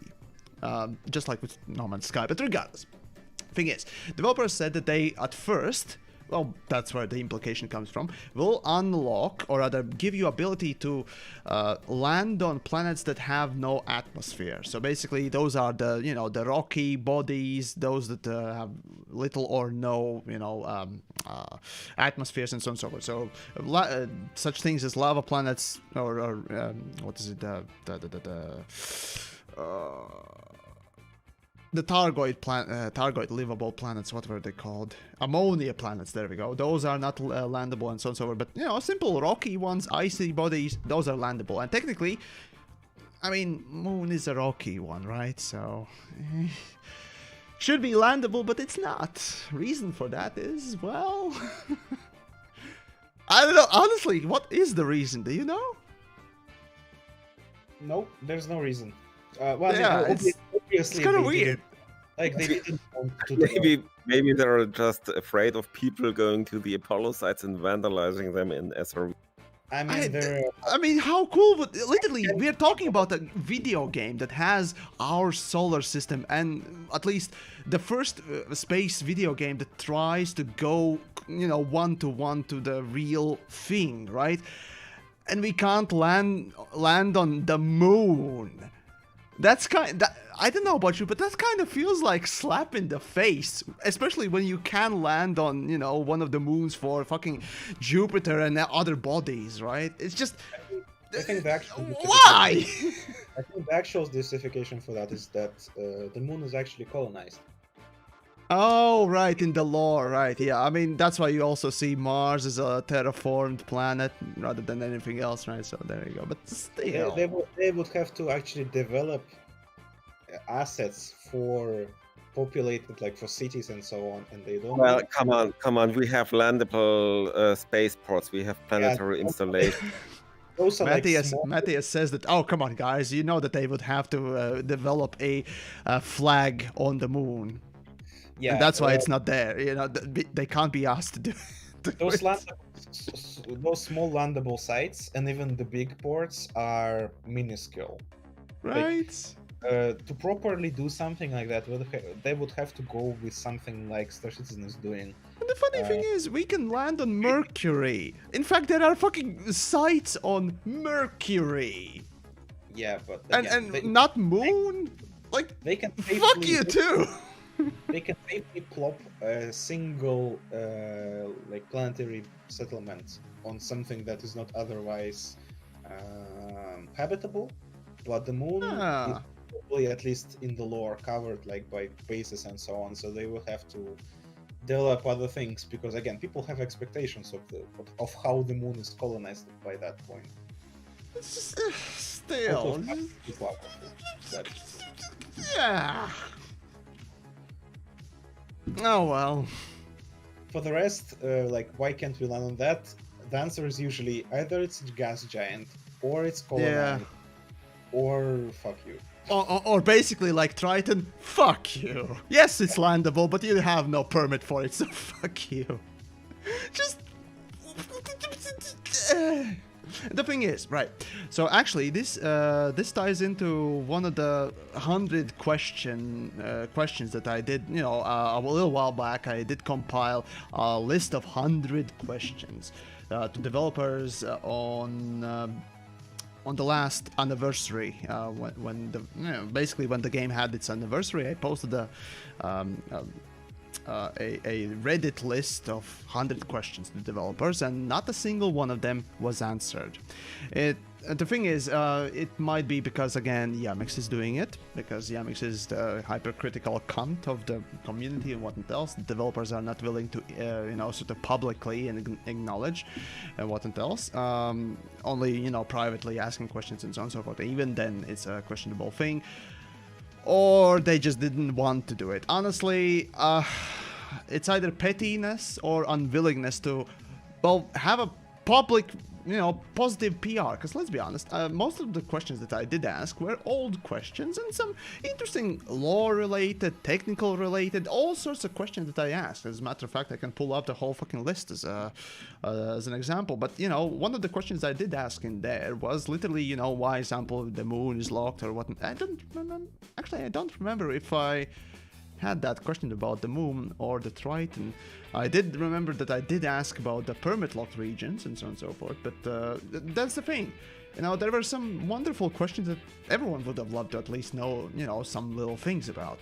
I didn't ask about anything from the future, but there was a few questions for the future, but the thing is, developers are very keen on not answering any questions about the future, which I can respect, right? The way they tend to, dispense news and so on and so forth is not typical of a company, but, it's in a way, in a good way, right? But then there comes the communication of the old stuff, clarification of the old stuff, and when I try to communicate, sometimes I get an answer like the next day, and sometimes I don't get an answer until I poke them again, and it's just...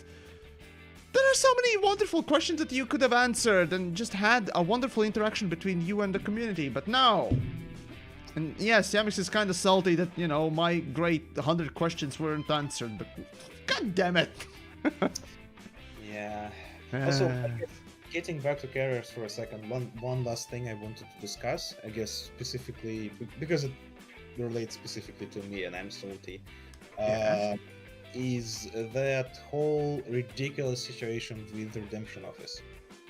Because for those who don't know how carriers work, let me run you through that real quick. Redemption Office is basically a bad copy of Interstellar Factors, but you cannot pay off bounties or fines. So even if you violate no fire zone of your own carrier, you'll get actual fines for that, even if it's your own carrier. You will not be able to pay those fines on your own carrier. And obviously neither can you pay bounties on your head and so on. I mean, developers did say that fleet carriers are outside of the law or something like that, right? What are Interstellar Factors then? Yeah. Do things outside of the law, because... I mean, okay, Interstellar Factors are, if you want them to be designed differently, right? That you actually have to go to these special sites and whatnot else and use them instead of your own fleet carrier. Okay, fine, but... That's at least can be understandable. I can come up with several exploits that would allow people to do some real interesting things if that would be allowed, but oh well, sure. They're just afraid. Who knows? I mean, that's my theory. They're just afraid and very, very cautious of doing things that they don't understand the implications for. But then we have the ridiculous credit loss. Basically, again. Remember what we talk about, the tariffs and so on and so forth. Tariffs are sell, and for services your carrier provides, but they don't apply to things like Redemption Office, almost call them Interstellar Factors, because let's be real, is what they are, and Universal Cartographics. Those two have completely set tariffs of 12.5%, but on top of that 12.5%, they also take 12.5% of cash and just eat it up, I guess. I like again. Oh. In reality, if it's not your carrier and you decide to hand in your bonds there, for example, if you've been fighting in a combat zone or something, bounty hunting in a high res, you go to a carrier, you turn in bonds, and you lose 25%. I have to remind you that the stellar factors lose you 30%, but nobody pays for those. Like interstellar factors don't pay, like no player pays for that service. So you have to pay with, and they provide you convenience, obviously. So you have to pay it with 30% of your income. But like for redemption office, the owner pays upkeep, and well, they have to be bought. They have to buy it first, and then they have to pay upkeep. But then they also take 25%, and that 25% of them half goes to the owner, to the carrier, so to the owner of the carrier, eventually, and half of that goes to nothing. I mean, I can kind of understand why people would want to have some sort of reduction, or I guess it is reasonable for people to assume that the owner would have to set up a tariff and tariff people, so for providing services. But so that I have no problems with. Although I would like to have a separate tariff slider for that. So if I want to provide the service for free, I can provide the service for free. What I have problems is that 12.5% that go to nothing. Like exactly where do they go again? Where, like, why a service? It's credit sync. Everything can basically just go down with. Yeah, it's a credit sync. There you go. Enjoy. Get fucked. Sorry, 1 second. The upkeep is a credit sync. This is a straight up nerf, specifically to combat careers, to the earning potential of combat careers, which are at already basically the lowest paying careers in the game. Yep. One question I have for that is, do carriers take 12.5% of all transactions happening in the market? Oh. No, they don't. There's zero tax in the market. Do they reduce the value of the commodity stored at the carrier by 12.5%? So you cannot sell your LTDs for full value. No, they don't. You have full control over that. You can have your own prices and you get full credits from sale. But for some reason, combat players are just hit by an unavoidable 12.5% loss of credits. Like regardless if they decide to use their own carrier or any carrier, to be like sure. People can understandably want to support the squadron carrier, for example, with a tax. That's okay. Yeah.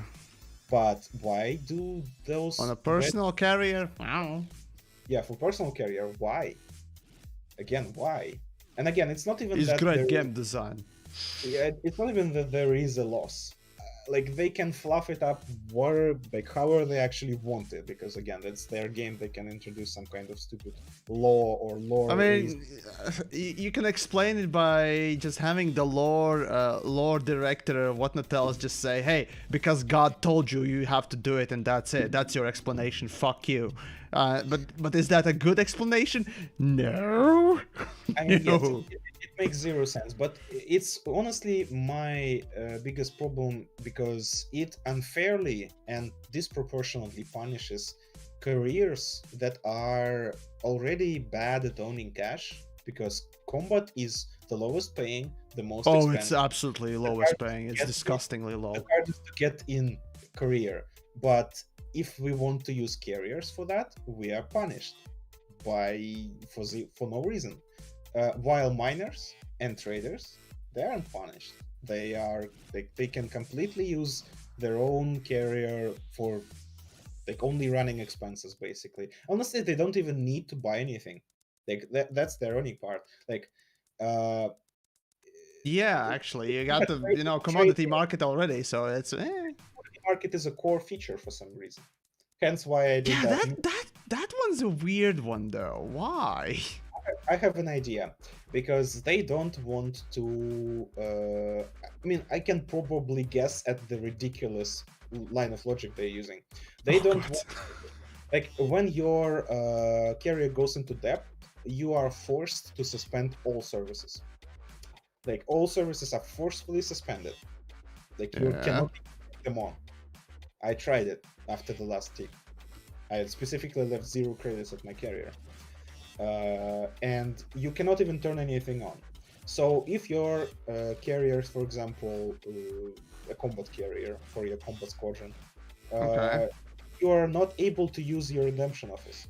So your people, your squadron mates, cannot even feed you cash to sustain your carrier, because the moment it goes into that, it is disabled. Everything is disabled, except for the Alright. market. Again, because core services cannot be disabled, and the market is a core service. So the market provides a constant, unturn offable way, to give the carrier some cash. And it also serves as again, impossible to turn off way to transfer cargo, because Frontier has indicated that they have zero intention of actually allowing us to properly transfer cargo without this whole stupid The commercial. rigmarole of hey, go to your ship's inventory and press this little button called transfer, and then transfer shit through multiple button clicks. Yeah. I mean, that's actually fine. Sure, that interface already kind of exists on the bottom I mean, it's panel. better than nothing, true, but god damn it. I mean, the problem is they don't want to allow other people to use that same interface, because they will have to create permissions for that, and they don't want to. So you can set up, if you want somebody else to give you cargo, you need to set up a buy order. But you cannot set up the buy order for 0 credits. So you need to pay at least 5% of what you buy. So it's like basically money laundering. No, it is. Yes, it's a straight up credit transfer between people. So yeah, I had some. Actually, I'm to this day I'm still sitting on the fence about whether it should be allowed or not. But yeah, well, there you go. I have no doubts it should be allowed. I mean, there is 0 reasons for it to not be allowed. The only reason people have even like half decent reason is the credit sellers. And the problem is, first of all, this game had credit sellers since day one. Oh yeah. Their services are not popular for a simple reason. This game, at least recently, is very easy to get credits in. Like, you don't need credits. East India Company, for example, what do they trade? They trade engineering and not materials, cargo. So things that are actually valuable. Credits are not valuable in this game. Nobody would pay. I mean, yeah, probably somebody will pay, but they're idiots in my book. Real dollars for in-game credits. Yeah. Basically, the disgusting cottage market garbage. Yeah, the assholes essentially. All of the MMOs that put emphasis on grinding credits or gold. Or Basically, whatever. all of them. Yeah, basically all of them, because that's how in-game economy works. Usually, they develop those kinds of interests around them, because again, Yeah, there are always those people who, first of all, not only are capable of grinding that stuff, but also probably have bots doing it. So, fun times. So in Elite, it's at the same time not. I mean, it's bottable. Definitely, there are bots. There are reports. There are plenty of bots in Elite. Trust me. Plenty. You just don't see them. That's. I don't see them. I don't do PGS, so I don't. Yeah. But at the same time, the credits are not worth that much, and the things that are worth cannot be traded. Like, you cannot. Like, materials essentially. Yeah. The second currency of this game. Yes. So I see 0 reason to not allow people to directly transfer credits, because again, it's already possible. You can already drop LTDs to people. We, as AXI, did a basically money. We call it Diamond Drive, Operation Diamond Drive. Oh my. Where we have a PG account that holds our PG for everybody to join, and we need to get a communal carrier for a squadron for that PG, for that account. And we collected 13 billion credits in 3 days. 3 days? Actually, that's not a lot, considering that you can make about, let's see, about 200 or 100 million, between 100 and 200, right, an hour. So that means Yeah, but that's 24 hours. Yeah, that's, yeah. yeah. Ask people to donate cash to us. Eh, And fair. willing people were willing to go out, mine, then drop LTDs to us, and we had to manage it. Like, we had several people holding the LTDs until the main account can log in, to collect them and sell them. Like, it was a whole Fun thing. times. Yeah, and we managed to collect 13 billion and stop at that because, like, we don't need any more. Even at the, like, previous ridiculous upkeep prices, we were able to easily sustain a carrier for a year or two safely. Yeah, it's still disgusting though. I mean, yeah, remember, full services cost you 7.6 wait, 7.3 I think it was billion a year. Like, what the fuck? That number is not exactly correct because Of course. it was not possible to buy all of them. Like, because that number I think included the outfitting and shipyard, like ships, and simply because they take up space, like the cargo space on your carrier. You could buy all services. You couldn't buy all the packages. Yeah, all packages. It is simply impossible. But packages don't cost upkeep. That's the thing. Yeah, but again, and even upkeep, it seems like they have.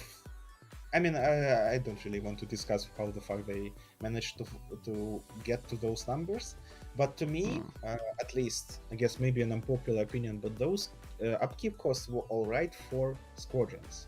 They're definitely not all right for individual people. So we, as a squadron, would be able to easily upkeep those kind of upkeep costs, but the reason, like, problem is there's nothing that carrier really provides for that cost to be justified. Oh, sure. The squadrons use, again, for me it's just first of all, there's the upkeep, right, and that's the thing that I constantly critique the most, and I partly know why it's there, but if it's there for the reason that it just simply has to have some sort of a flip side, that negative to all of its positives, or that requirement for you to grind something like with normal ships and so on and so forth. Nobody likes to have something that you literally lose when you're not playing the game. No one likes that, and that's not the right way to do that penalty portion of your gameplay. It's just, no, there are way better. The thing is, everything else in Elite Dangerous is derived out of your actions, right? And if you fuck up, you get penalized. But for fleet carriers, it's not the case. It's literally, you exist, you deserve to be punished. And that mindset alone is disgusting, especially when you consider that that's given to the, top level players, the players who love your game the most. So in your mind, you're thinking, oh, hey, if the game punishes its most, avid supporters, what does the game think about me, the casual pleb? Personally, I find that thinking process to be disgusting, but yes, essentially you end up thinking that. And I don't want to think Elite of such a thing, such a hateful fucking game. I mean, I do agree and disagree at the same time, at least in some small parts, because Frontier tries to cater to basically impossible to please a wide array of people. So they have to decide if this game is an MMO. They have to support group play and encourage group play. Like, yeah, sure, you can play, for example, World of Warcraft solo, but there is a limit of what you can achieve solo. They have gone out of their way to enable you to find people to play with, raid finder, group finder, guilds, and so on and so forth. Those exist to facilitate and encourage group play. There are things you cannot get without playing online. I mean, with other people. Again, guild bank is a thing. Every MMO tends to do that, yes, indeed. It's For the right thing. Warframe, MMO for example, there's the dojos and the things you can synthesize only through dojos, right? So that's the guild system. True. It's a obvious thing to do for a MMO, but Yeah, and people like that if it's implemented well. it is a good thing and it's the right thing to do for MMO, at least in my Yeah. opinion. But Elite is structured in a weird way, where it basically exists in between the MMO and the single player. I would liken it to basically something akin to Dark Souls in terms of like network model and the way it handles. Like, yeah, you all have a single kind of world. Again, Dark Souls doesn't have this sort of. Well, Dark Souls is only combat based, so that sort of a theme works for them. But with Elite, I don't know. For Elite, that would basically devolve into ganking even more. So I don't know personally if that would be the best. It's not even about that. I think nobody can argue that the deepest mechanics in the game are in combat. The combat is the most detailed system in this game. This is simply Yeah. The second, yeah, I'd say so. Yeah. BGS is probably comes the second after that, because there's so many things you need to know I'd say about. trade would be for me the second most detailed one, but No, BGS. BGS and trade are kind of interlinked, so basically the same thing. BGS influences trade, so I guess it tied into that. So if you want to trade at the best level you can, you need to learn BGS states, at least their effects on the commodities you trade. But there's so many things in combat that the normal player does not understand or doesn't even get to see most of the time if they don't go out of their way to notice, like armor ratings, shield pips, like recharge rates, resistance. Well, Chips integrity. Not really. Damage types. Like there's zero real in-game documentation on damage types. Oh God! Don't get me started about that stuff. AX is an entirely different thing. It's all of that, but with even less documentation. Oh yes. It's like, hey, did you know that this weapon has anti-Targoid damage type? No, neither do any of us. We just guess. We just use and see what happens. Harper we basically had to literally test basically everything we had to make sure that everything works, and some of the things were only worked out after some leaks. Yeah, about that. How about that, eh? Yeah, but oh, and Matthias, hey, kind of starting to regret giving away this much. I don't know what to really say to you. Really, I appreciate your generosity. Yes, tremendously so. And I mean, if you're doing it, then you're doing it probably because you're just joking about this thing. Like one but seriously, I appreciate it. So sorry, just carry on. I just need to address a couple of things. Also, yes, we need spoilers. On the one hand, it would be the stupidest shit, as always it is. And on the other hand, I hate it because Elite's universe is supposed to be more realistic, and putting fucking spoilers on goddamn spaceship is idiotic. Yeah, so I just wanted to comment. One of my favorite streamers basically said this, like, if you wanna donate to, I don't know, like, there are some people who do donations because they want to feel better, and again, if you're rich and if you can afford it and if you like don't need those money, that's why the Twitch exists. That's how people like Yamiks can afford to do this sort of thing that you all enjoy. But if you cannot donate, and if you actually need those cash, like, don't donate. I think everybody would agree that, like, no, the thing is, now you're right. Basically, how I personally put this, right?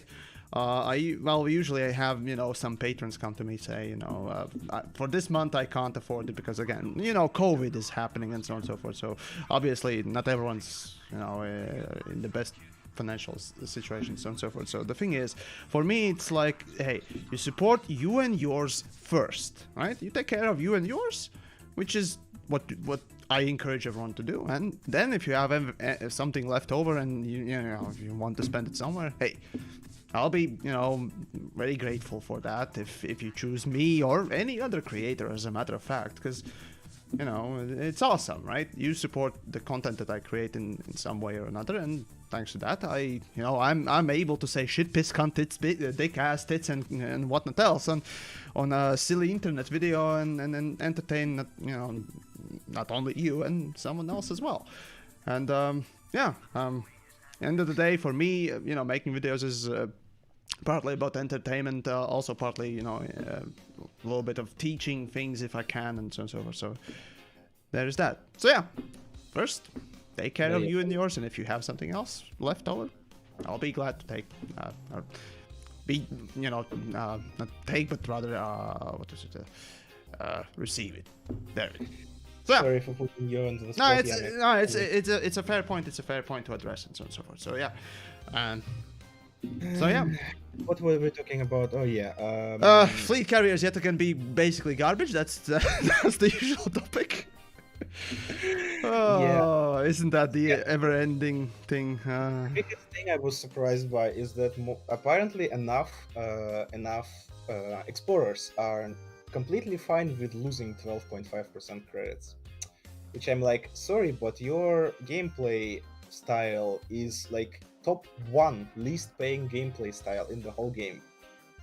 And you are fine being even more, being nerfed by additional 12.5 to 25%, depending on if you're using your own carrier or not. Like, well, as someone who got into this game with exploring first, I can understand it, because the motivation with exploration is to put your name on the systems and the bodies. And you're given that option anyways, yeah. Yeah, sure, okay. That I can definitely understand, but then why does it matter that you take a cut? Like, if somebody has a fleet carrier, again, imagine a situation where the fleet carrier takes 90% of your earnings. Oh hell, all of them, 100%. It still gives you the tag on the system. So I was actually thinking about it, and I was thinking, hey, if fleet carriers worked in a way that if I am docking at someone else's fleet carrier and give them my exploration data, they get the cash, but I get the name, I would be fine with it. Like, yeah, that's my point. There are 2 categories of people, I know at least. The people who only care about tagging rights, and they will get their own carrier, they will get out in the black, and they will just spam tag everything they see. They don't care about cash, they already have the cash. Yep. And they don't care about credits. For them, it's completely fine. And they don't really care if it's 100% or 1% or anything in between. But other type of people that I know, again, there is at least a single commander in our squadron. They go out in the black, they get things, they don't really care about getting firsts. They spend a year in the black, they return, they get the 5th rank in the Leon-Ri power Something, yeah. That gives you plus 200% exploration data value, and then they cash it all in. That single person put us first in the exploration squadron leaderboard one season. He had like billions and billions in cash. I think it was billions. I wonder how long did it take him to redeem all of it? He spent more than a year in the black. So right, yeah. That kind of a person will never go to a carrier, never, because it's all about. Why would you, right? Like, yeah, why would you? You're losing at least 12.5%. Like, they will not do that. Carriers are literally useless for them. So we have again, I have zero idea what's the prevalence percentage of those 2 kinds of people within exploration player base. But for the taggers, let's call them the taggers, carriers are very useful, but they don't really care about what the percentage is there. Is there any loss? Is there no loss or anything? For them, it's irrelevant. But for the other side, it's a deal breaker. So you see what I'm getting to. Like, yeah, the purpose of carriers is still wavering for basically a lot of things. I mean, sure, it's just it's a tool that they are introduced, but the thing is, it literally feels like a tool. The developers themselves don't really know what could be used for. It's just a tool that can do things, but what its sort of motivation is in general, what its thematic or they themselves, when they present it, is like, yeah, it can do many things and so on and so forth, but without having much of an aim. One tool. So it's a tool, but it's unfit for purpose. It's unfit for at least most of the purpose. So you can do some things. Most of the things you can do are not convenient to do, and in most cases, you don't really want to use that tool to do a thing. Like if you want to get cash with a carrier, and you're not mining or trading, the carrier is an active detriment to you.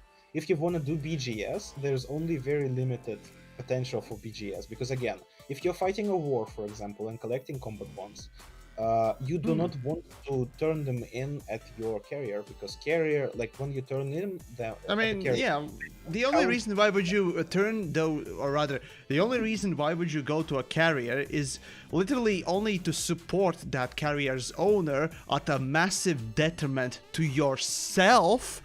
Yes. Or to do commodity credit transfer between you and that person, because realistically speaking, trading between carrier and the player is nigh impossible due to lack of tools to recognize what the carrier is selling in the first place. So why would you go to a carrier that you don't know if it sells what you want to sell or buy from it, if you're a rando, if you're a true rando out there? So yeah, it's just, the thing is, it just lacks the information to tell you what it has, what it can do, what its purpose is. Literally, it lacks the tools to tell you what its purpose is. If an era doesn't or enable, I mean, there will be tools eventually, but developers are relying on third-party tools. That's a bad way to design a game, okay? It's like developers relying on me to make videos on teaching how to play the game. Yes, there will be people that will do that stuff, but relying on it to be part of your product that you are selling for money, no. Just no. Yeah. So I will leave you all on a note that, again, we as AXI are combat related, and we are sort of BGS related, I guess, because Thargoid incursions. Well, that is purely combat, right? So yeah. At least when they did happen, there are BGS, because we know for a fact that turning bonds at a system that is under attack helps clean that system. So you not only have to kill Thargoids in that system, you also need to go to that system and turn in your AX bonds. It, like, both of those actions help defense. Let's then think about how carriers will fit into that picture. We have a situation where a carrier is parked, for example, in that system. Sure, it will be useful for a storage platform. It will be repairs, refuels, those rare instances, sure. But I'll get to that. But when you go to, like, for example, redeem your bonds, you don't want to redeem it at the carrier. First of all, you'll get less, like simply less. It's not even that you get less. There is 12.5% less total cash that will be generated for some reason, because 12.5% of that. Because it has to be a penalty, because it's, player controlled station. At least if all of that 25% went to the owner, that would be okay. Or taken straight off the upkeep requirement, or some other, thing that you can, literally feel. Not just because game designer said, hey, poof, there goes your cash. Just, it poofed. That's a good feeling. And then all bonds turned at the carrier will not contribute to the defense. because again, carrier transactions do not influence BGS. That was Developers have explicitly outright stated. said that they try to make carriers as less impactful to BGS and power play as possible, or at least annihilate that possibility at all. Because clearly, if you have fleet carrier, yeah, you have some sort of a, well, you can have quite an advantage over someone who doesn't, or just it can completely screw the whole system's BGS and so on and so forth. So, yeah, I understand why they did it. I'll get to But yeah. BGS in a second. So, yeah, so basically what we as AXI will have to do is buy a carrier, because we promised. Again, I personally will not be buying one. It's useless to me. But for our communal account, our PG account, we'll buy one. We'll fit it with outfitting and shipyard, so other people can store their modules and ships there. Mhm. We'll fit it with restock, repair, and refuel for obvious reasons. But we will not be buying the redemption office, and we will be saying to people, go to a station and redeem your bonds, because that will actually help, and you will get more cash. And we don't need Yeah. your cash, because with the 13 billion credits we got for free, we can support that carrier forever with the current upkeep, like literally forever. Yep. Like this game will die before we run out of cash, even if we set a tariff at 0. Yeah. And then we get to the BGS. And do you know about the hydrogen bomb? No. There was a very interesting post. I think it was cross-posted on Reddit, but at least it was on forums.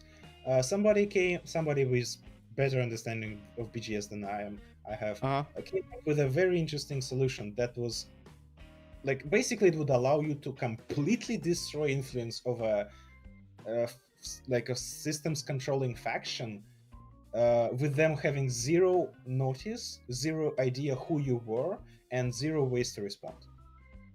How it's done: you buy a carrier, you park it next to a station. You get your boys with trading ships, go to that station, buy hydrogen fuel from that station. You go to your carrier, set it off, sell it there, basically, or just dump it there, doesn't matter. Then you set the maximum price for that hydrogen fuel as possible. Then you buy that, like your people, your crew buys that hydrogen fuel from your carrier at the maximum possible price. Okay. Then you go to the station and sell it, because selling at a loss is a negative BGS transaction. Oh my god, it actually affects it. Are you kidding me? At least the poster had some ideas as to how it affects it. Again, I have not tested it myself. I don't have the fucking I don't want to do that, basically. I don't care enough about. So it carries over the price that it was bought. It doesn't matter if it was bought from a fleet carrier or not. And because in a fleet carrier you can set whatever price you want, you can make it seem like you're selling it at a loss, at a massive loss at that. Massive loss per ton. Oh my god, damn. If this is actually possible, then what the fuck? If it's actually possible and you have dozens of people, you can park a carrier in an hour there, sell. Honestly, you can even buy hydrogen from somebody else, doesn't matter. You can load up 20,000 tons of hydrogen before that on your carrier. Then in an hour you dump everything in that station and you piss off. Oh if okay. Doesn't catch your carrier present in that system, they will not know about you, because ships that enter the system on a carrier do not register in the ship traffic reports of that. So they will see 0 ship traffic, massive drop in influence over 1 hour period. I mean, 1 tick. I mean, yeah, developers, hey, you tried to make fleet carriers not affect BGS, but guess what? It does. I mean, okay, if this is true, of course, if this is possible, because, yeah, those of you that are into BGS, I assume there is at least someone. Feel free to test it and report results. Yeah, this is the time to test it. I have some ideas as to how Frontier can fix it. but none of them will be none of them will be good solutions, because they'll have to basically magic something into existence or magically say that this doesn't count. Yeah. Well, fleet carriers are getting better, better. So far, there are at least 2 infinite cache exploits. At least the hydrogen. Fun times. Something else that people don't talk about. Actually, right, there was another interesting thing, right? That Kaizen mentioned when I was talking with him, and he mentioned the trend in many MMORPGs that they have usually, or you know, usually when first something is introduced, right? There's usually duping. Duping exploits and so on and so forth. And now that I think of it, again, it's not guaranteed that Elite will have some sort of duping exploits with fleet carriers.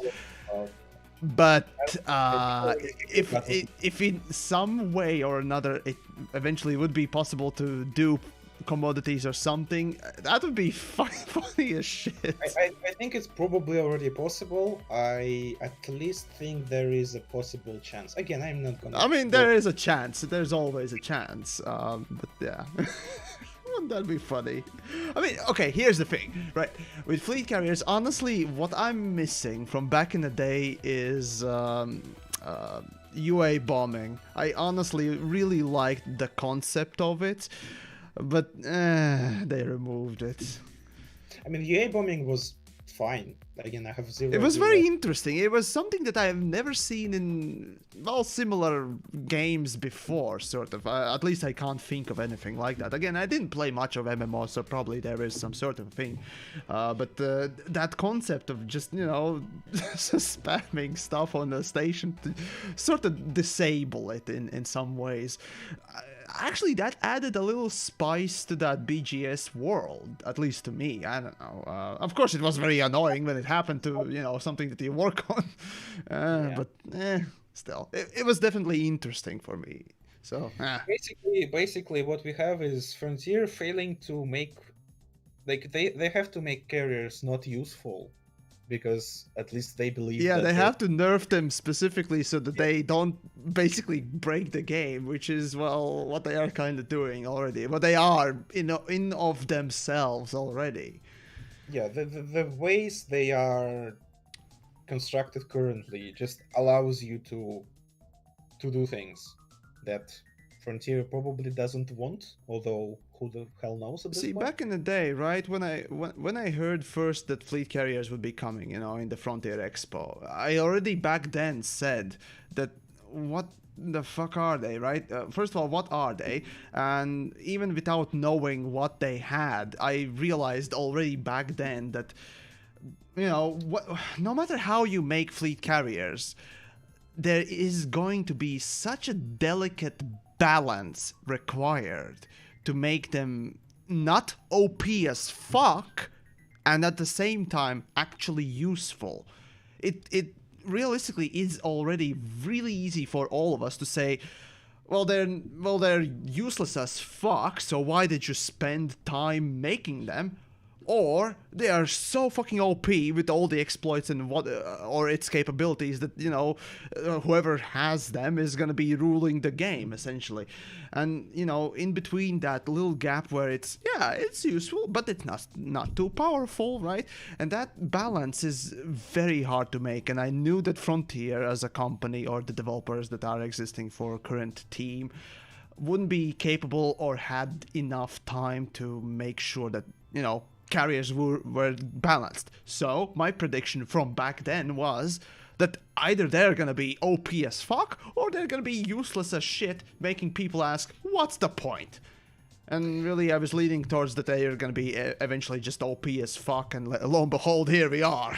Which is kind of on that side. I would say they're just broken, because, again, it's not that they're OP.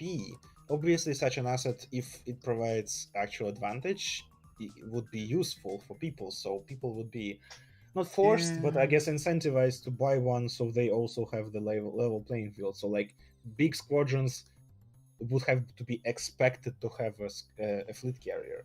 Oh yeah. So Like With a that's squadron, one yeah, thing. that would be no problem, right? Even then, with squadrons, you could say that the squadron with the fleet carrier will win over a squadron that doesn't have one. But Yes, it's the same that sort was of one of issue, the right? arguments.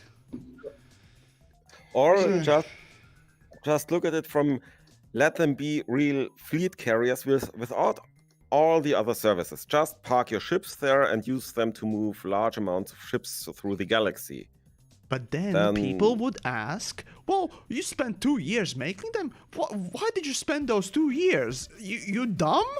Yeah, That's what once- happens, right? once You there's have to your make them promise of that. useful enough so that people don't say that, and not powerful enough that people don't go on the other end saying that they are OP as fuck. That's what I'm saying. That the balance between those two extremes is such a delicate one, right? Balance is just, it's rather well, I wouldn't say pointless, but it's not worth dealing with, and that's why I personally say that I don't care about fleet carriers, nor do I want them, because balancing them is a nightmare in my opinion. But oh, and to quickly answer the question, what happens if you shoot other ships that are around your fleet carrier? Essentially nothing. Fleet carriers inherit the system's policies. Essentially, if somebody is wanted around you and incurs notoriety, or basically kills someone else and commits a crime, I don't think they even attack. I They know do that attack. fleet carriers They attack have people very who shoot weird- carriers. Yeah, they have Unless a very you are the weird owner. thing. If you're the owner and you shoot your own carrier, nothing happens. Yep, we definitely Anyways, tested carry that on. if somebody attacks you at your own carrier, the carrier retaliates and just basically insta-kills them because they have station guns. Oh yeah, neat. You yourself get fines for violating no fire zone of your own carrier. Which, as I mentioned, you cannot I take. tried it back in the day. Hold on, I think I. Oh wait, Do you no, have I don't weapons? have a weapon. Go on, try Damn it it, I out. don't have the weapon. Damn it. Is there a way to shoot point defenses? No. No, I don't think so. There was. Ah, You damn can it. try it later. As for if Yeah. you attack somebody else, I honestly don't know. I've not tried it, but it has a another potential BGS exploit, because your carrier is a constant place. Like, it constantly spawns system security. Yeah. Currently, system security, farming system security is a preferred way to drop somebody's influence, because every kill counts as a transaction. It's like one of the most effective ways to drop controlling factions' influence. Oh now you- god, yeah, it affects BGS even more. Oh god. I think you already understand what I'm coming towards. Yeah. Kill Yeah, cops. You They have an can't invincible kill you. platform. You have an invincible platform that cannot be driven off, that constantly spawns system security, and that system security is really no issue for a properly engineered ship, so you can just farm them. Even if ATR shows up, you just dock, and you're completely invulnerable, and relog, and you're fine. Yeah. I mean, if the fleet carrier system doesn't security kill will the come on. system cops itself, right? Well, it won't kill the system cops, clearly, but It yeah, probably won't. it gives you a place to rest quickly, regardless. It's just. And even if the opposing BGS faction finds your carrier and notices, they have 0 ways to respond. They cannot do anything. Yeah. The carriers are they cannot be driven off. They are completely invulnerable. They will kill them if they try to attack you. And honestly, why the hell would you even do it in open in the first Oh place? You god, can just do poor it in solo. BGS. BGS is never gonna be the same because of fleet carriers. I already Yep. predicted at least a little bit of it, but I didn't quite expect it to be that bad. Oh, ye gods. Anyway, yeah. So at this point, I'll have to sign off. It's been All right, it's been quite a long time indeed. So yeah, big thanks to 100 rubles here for coming along and Yeah, enjoy your exploits, people. Don't forget to test them in the beta and shout at FDF that they are exploiting. yeah, that's interesting and- levels of stuff. Oh Yeah, boy. it's just again, I basically discovered that in first 2 hours of the first beta, and nothing has been fixed since, obviously, because why would it? Back when I did the thing with Kaizen of Elite Week, we also chatted about this whole thing, and he basically expected optimism that things will be changed before release. But as we can see, nothing has been changed since beta. No, the Well, thing nothing is, significant. Nothing really developers will significant. only change absolute game-breaking levels of things. That's Yep. that's been developer, or at least this particular developer team's MO ever since I think the last 2 years, I'd say even. Right? It's been their MO. It's pattern of behavior that they've exhibited ever since. And such thing as properly going in, examining, and balancing things is not their thing. They basically have released a bunch of information, data, and what else about the fleet carriers, and now we're testing it. And realistically speaking, unless we shout tremendously and then basically say it's the end of the world or what else, they probably won't take notice as much or at all. As a matter of fact, I mean, fucking combat, for example. Combat has not been profitable, or more profitable than, let's say, trading since the first year of Elite Dangerous, when after Horizons was introduced. Bye, combat is gone basically as a profitable thing. So yeah, they haven't done anything to improve these gameplays or ways of interacting with their game, which is, again, it's just MO. And sure, I'd like to see some changes. I'm the one who's right now talking about this fucking stuff and maybe thinking about it, but just Yeah, I honestly get very upset at people who say like if you don't like it, don't play it, or if you like Star if you, Citizen. like just don't complain or something like that. Sorry, but we care. If you don't care about this game enough to just stop playing it because you don't care, then probably you should not be talking with developers or at all, because you obviously don't care. Like your opinion doesn't matter. You don't care about the game.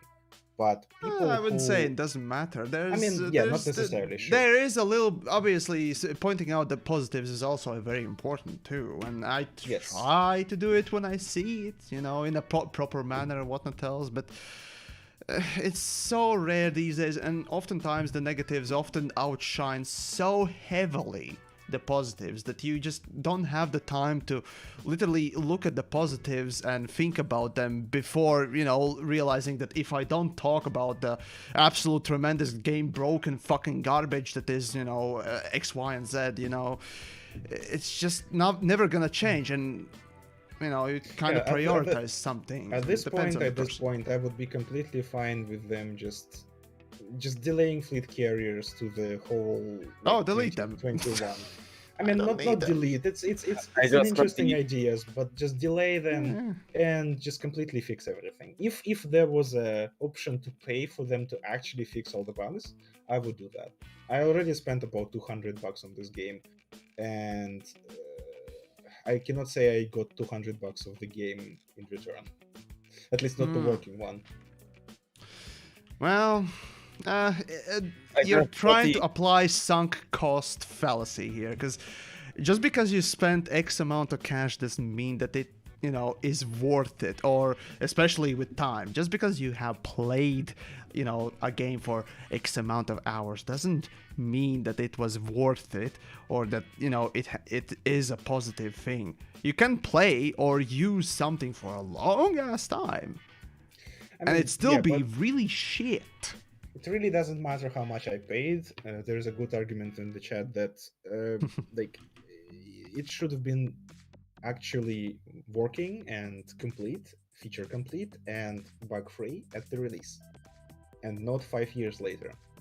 The release 5 of years Elite, later. the thing is, a release of Elite was Elite Dangerous was okay. I mean, I came a few months after its release, and it had issues, sure, but generally speaking, it was a functional game, right? It still had plenty of grind, and even more than it is today. But realistically speaking, it was functional and so on and so forth. They were moving on. But what really truly broke the game, truly, was the fucking Horizons. I mean, the planetary. The thing is, those that remember Horizons release, the planetary landings. I wasn't playing back then, but even those, when you listen to people who actually played when Horizons was released, it had massive performance issues. I mean, when I talk about Horizons with DJ, right? The probably used to be, at least, the biggest apologist for Elite in my mind, right? Even he said that fucking Horizons launch was absolutely horrible. So yeah, looking back at some of the things that after I went and looked up the things, it was horrible. And Multicrew was another one. Surprisingly, Engineers was actually not as bad. Yamiks, for a short moment, I just had the weirdest visual bug. If you just look into post pictures, sorry about the file format and the low resolution. Let's see. And yeah, I guess I'll take this moment to bow out. So right. have a good rest of the stream, and everybody, see you probably sometime later. Oh, fun times. So yeah, bye. All right, big thanks to 100 rubles and AXI essentially generally for collecting all the information and all the wonderful fun things. Yes. So yeah, there you go. If you're interested in fighting Targoids and actually having that boss battle in Elite, I do recommend truly going and playing a little bit of that Targoid fighting, killing, maybe Basilisk even, or hey. You can start always with the Cyclops, right, and go up there. So yeah, but it's just the fleet carriers. Fuck me, man. It's yeah. Well, anyways, let's see how far I can still go. Down to a place where I couldn't have ever gone myself. There we go. Yep, that seems like there's that. Well, this certainly will be the lowest I've ever gone. Oh no, there will be another stop. I don't. Let's see. That's one. And I'm looking for stars. Here we go. We got another one. That should be yeah. Okay. Be good. All right. Let's see. I'm just looking for stars, folks.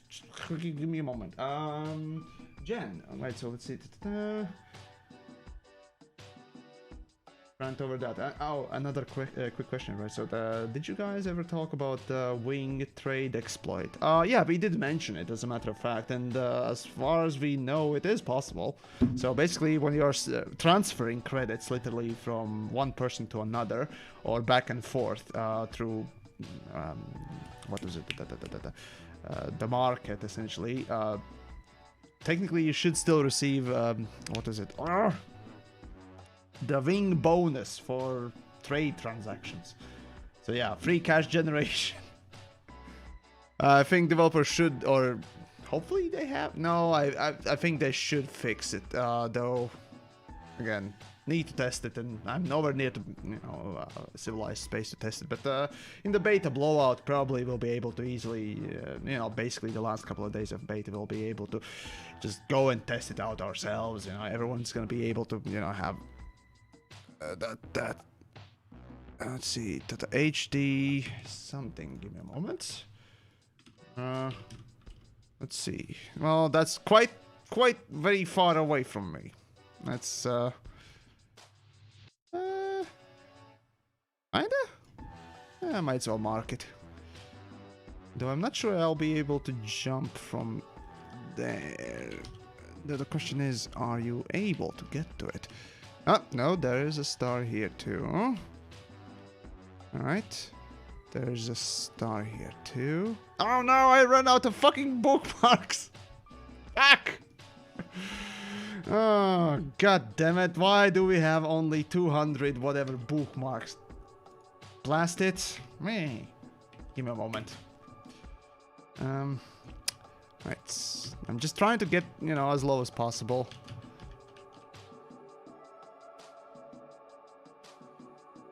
Don't need. Don't need. Don't need. Need. Just give me bookmarks, damn it. I wish there was an easier way to just delete multiples. Besides, we do need more than 250 bookmarks. Like, seriously, who had the brilliant idea of not having... Like, literally, bookmarks could be just simply a file on your PC. A text file that would just have a system name in it. And a book, or some sort of a date, or just simply system name, right? And you could copy-paste these things. How easy that would be, Fucking hell. Or the same thing with waypoints when doing route plotting. Or multiple colors for bookmarks. God damn it. Yeah, whatever. Okay, fine. This should do. Fine. Here we go. Alright. I'm just gonna go down there. Somewhere between these two. Let's see.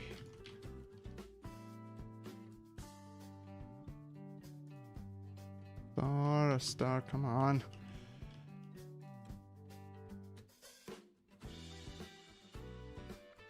I'm with the friend maker coming up from the lowest. Oh, friend marker coming up from the low. Oh, I see. Huh. Oh yeah. There you go. Hey, thank you. Seriously appreciate it. Let's see. Any other stars around? Come on, give me some stars. Yamiks needs some stupid stars. Here we go. We got the star. Man, I wish there was an easier way to spot them. Like, honestly. Let's see. That's up there. Let's see. So I basically need to just bridge this gap. Sort of. Let's see. Okay. Let's see. So it should be somewhere here. Yep, this is the fringe exploration. Yay, fringe explorations. Yay. I think there was a star somewhere. Dang nabbit.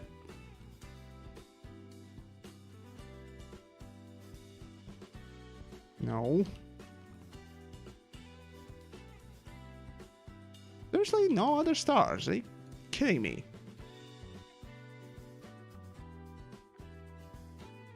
Well, I mean, I should be able to jump between these, probably. Let's see. So that is the gap. Actually, no, I shouldn't be able. Damn, I won't be able. Fuck me. Well, in any case, I'm just fucking around with a fleet carrier to see, you know, how far I can jump and so on and so forth. Probably I'm gonna do that, you know, off stream or some other day and whatnot else. So don't worry. Yep, hold on. There was a star. Hey, there we go. No, that's too far.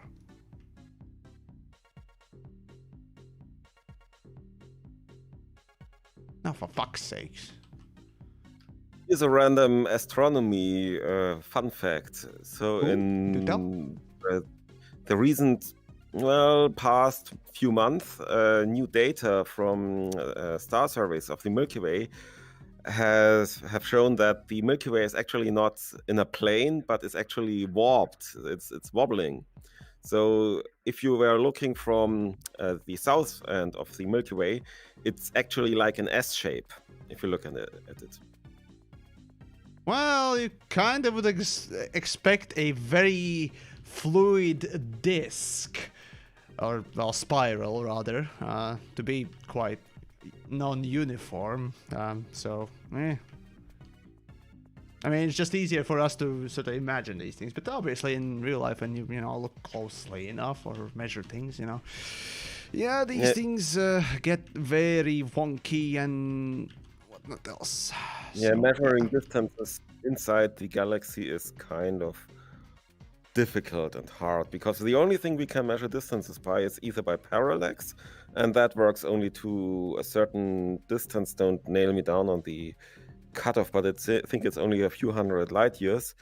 And beyond that, it's essentially just star brightnesses, and then you have to rely on the spectral makeup of the star to give you an idea how luminous it's in the first place, and then from the apparent brightness you can calculate back onto the assumed distance, but there is a huge margin of error in there. Yep. Oh, god damn it. Well, looks like I ain't gonna find any other fucking stars around, so that's basically a few of them there. No, well, screw it, it'll be fine. Well, regardless. Let's see. Geezer, right. Oh, right. Yes, thank you for hosting me there a little while back. And Button Pusher as well. Hey. Let's see. I want unlimited bookmarks so I can bookmark everything. Every place I visit. That's the thing, right? Why not have your local bookmarking tool, which would, allow people to share their own bookmarks with friends and, folks and so on. So, of course, not with consoles because, well, unfortunately, consoles are what they are. But, like, okay, fuck it. Give me a moment. Just give me a moment. Where's my desktop viewer? There we go. I think that should. Yeah. There we go. Notepad. There we go. Not that script. Yes, save it. Yes, there we go. All right. So how hard it would be, bookmark opening code. Let's say code something penis. There we go. Hold on. There we go. Code something. Although those are tags, but regardless, whatever. And then basically after that, once you establish that that's a bookmark file or something, yes, I do use Notepad++ because I'm I like to have decent look and whatnot else. Anyways, and then after that you could have Sol, right? That's it. And then let's say you want a color to it, right? Sol or Sol space or no wait, usually those have. Okay, there we go. Opening Sol. Next opening would be or brackets or let's just say. Oh yeah, as a matter of fact, Reddit has the same sort of a tag system, right? You have one bracket and the other bracket, and color would be F. I don't know.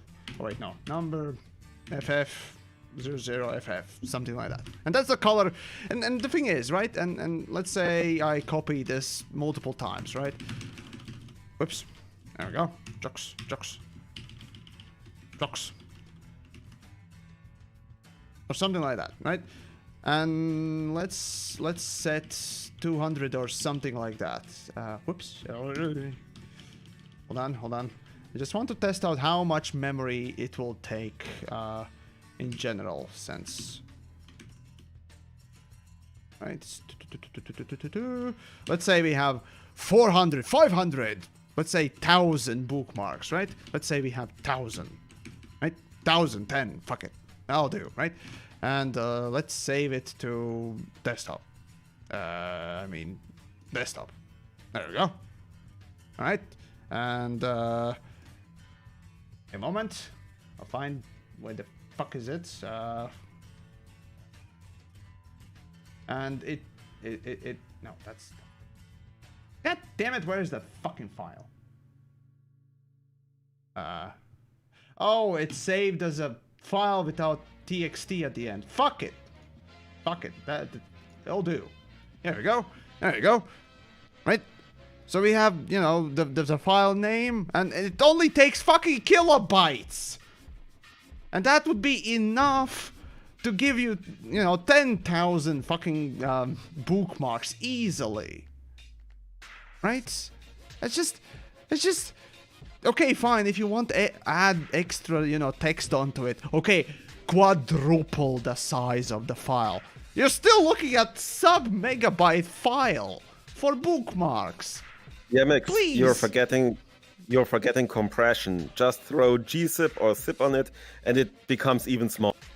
Well, not everything can be compressed, right? Yeah, And what text compresses ridiculously well. Okay, fine. Point taken. But regardless, the point is, out of hold on, let me just take a look at how much space does my Elite Dangerous take. It should be around 38 gigs, I think it was. Give me a moment. And okay, fine. Let's say that file is saved on the server. You really have no space for a fucking sub-megabyte file. Are you fucking kidding me right now? Like, you just all want more bookmarks, damn it. Same thing with fleet carriers themselves. I mean, I did the back of the envelope calculation that for all the players currently active in Elite, if every one of them had a fleet carrier with all the services, it would come out to maybe 5 megabytes of extra data. Right, so here we go. Elite Dangerous. It takes up for me currently 30... Okay, 40, almost 41 gigabytes of memory, right? And out of that file size, you're telling me that the game is incapable of hosting more than 250 bookmarks with no colors?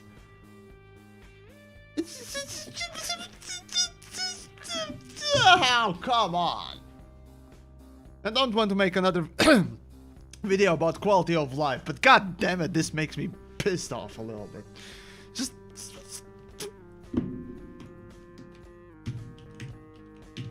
There we go. That's it. Me.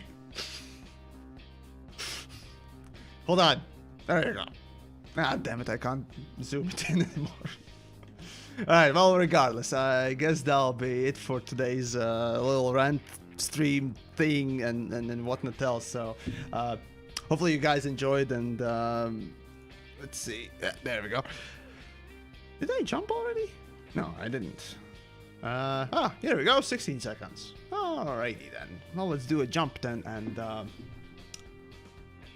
then basically then that'll be it for today's stream and so on and so forth. So yeah, honestly, I mean, how happy everyone would be with the fleet carrier update if, let's say, developers implemented 1,000, maybe 2,000, maybe 20,000 bookmarks with separate colors or coloring. I think that would be the most positive and most talked about thing of the whole update, not the fleet carriers, and I bet you that. Oh god. Synthetic humanoid loves Yamiks and all glorious commanders. Hello human, how are you today?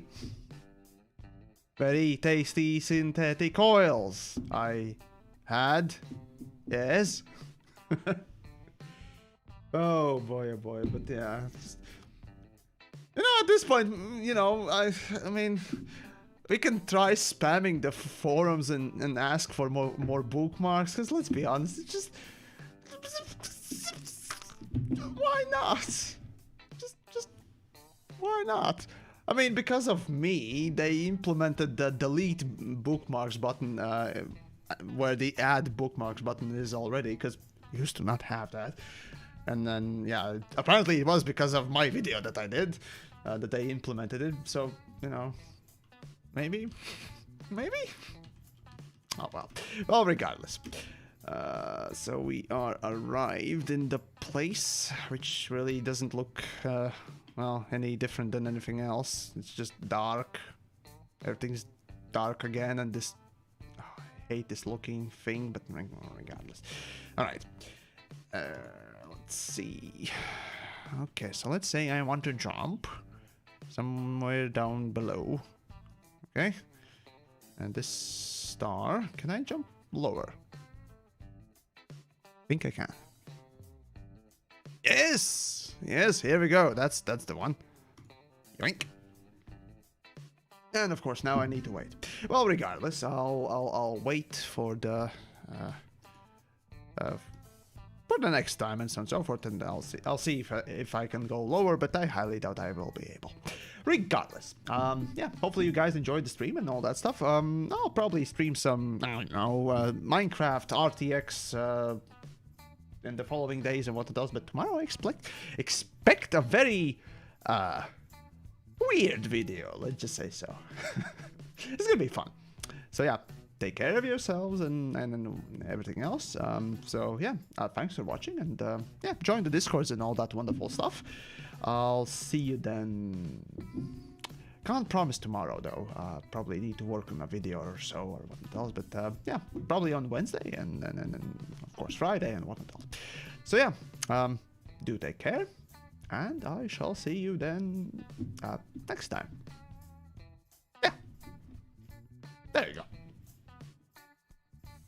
Oh, and of course, yes, of course. Check out the links down below, you know, Patreons and what else. Of course, subscribe if you haven't, and follow Twitch and, you know, Twitters if you want to see me shitpost, and there are links. Take care.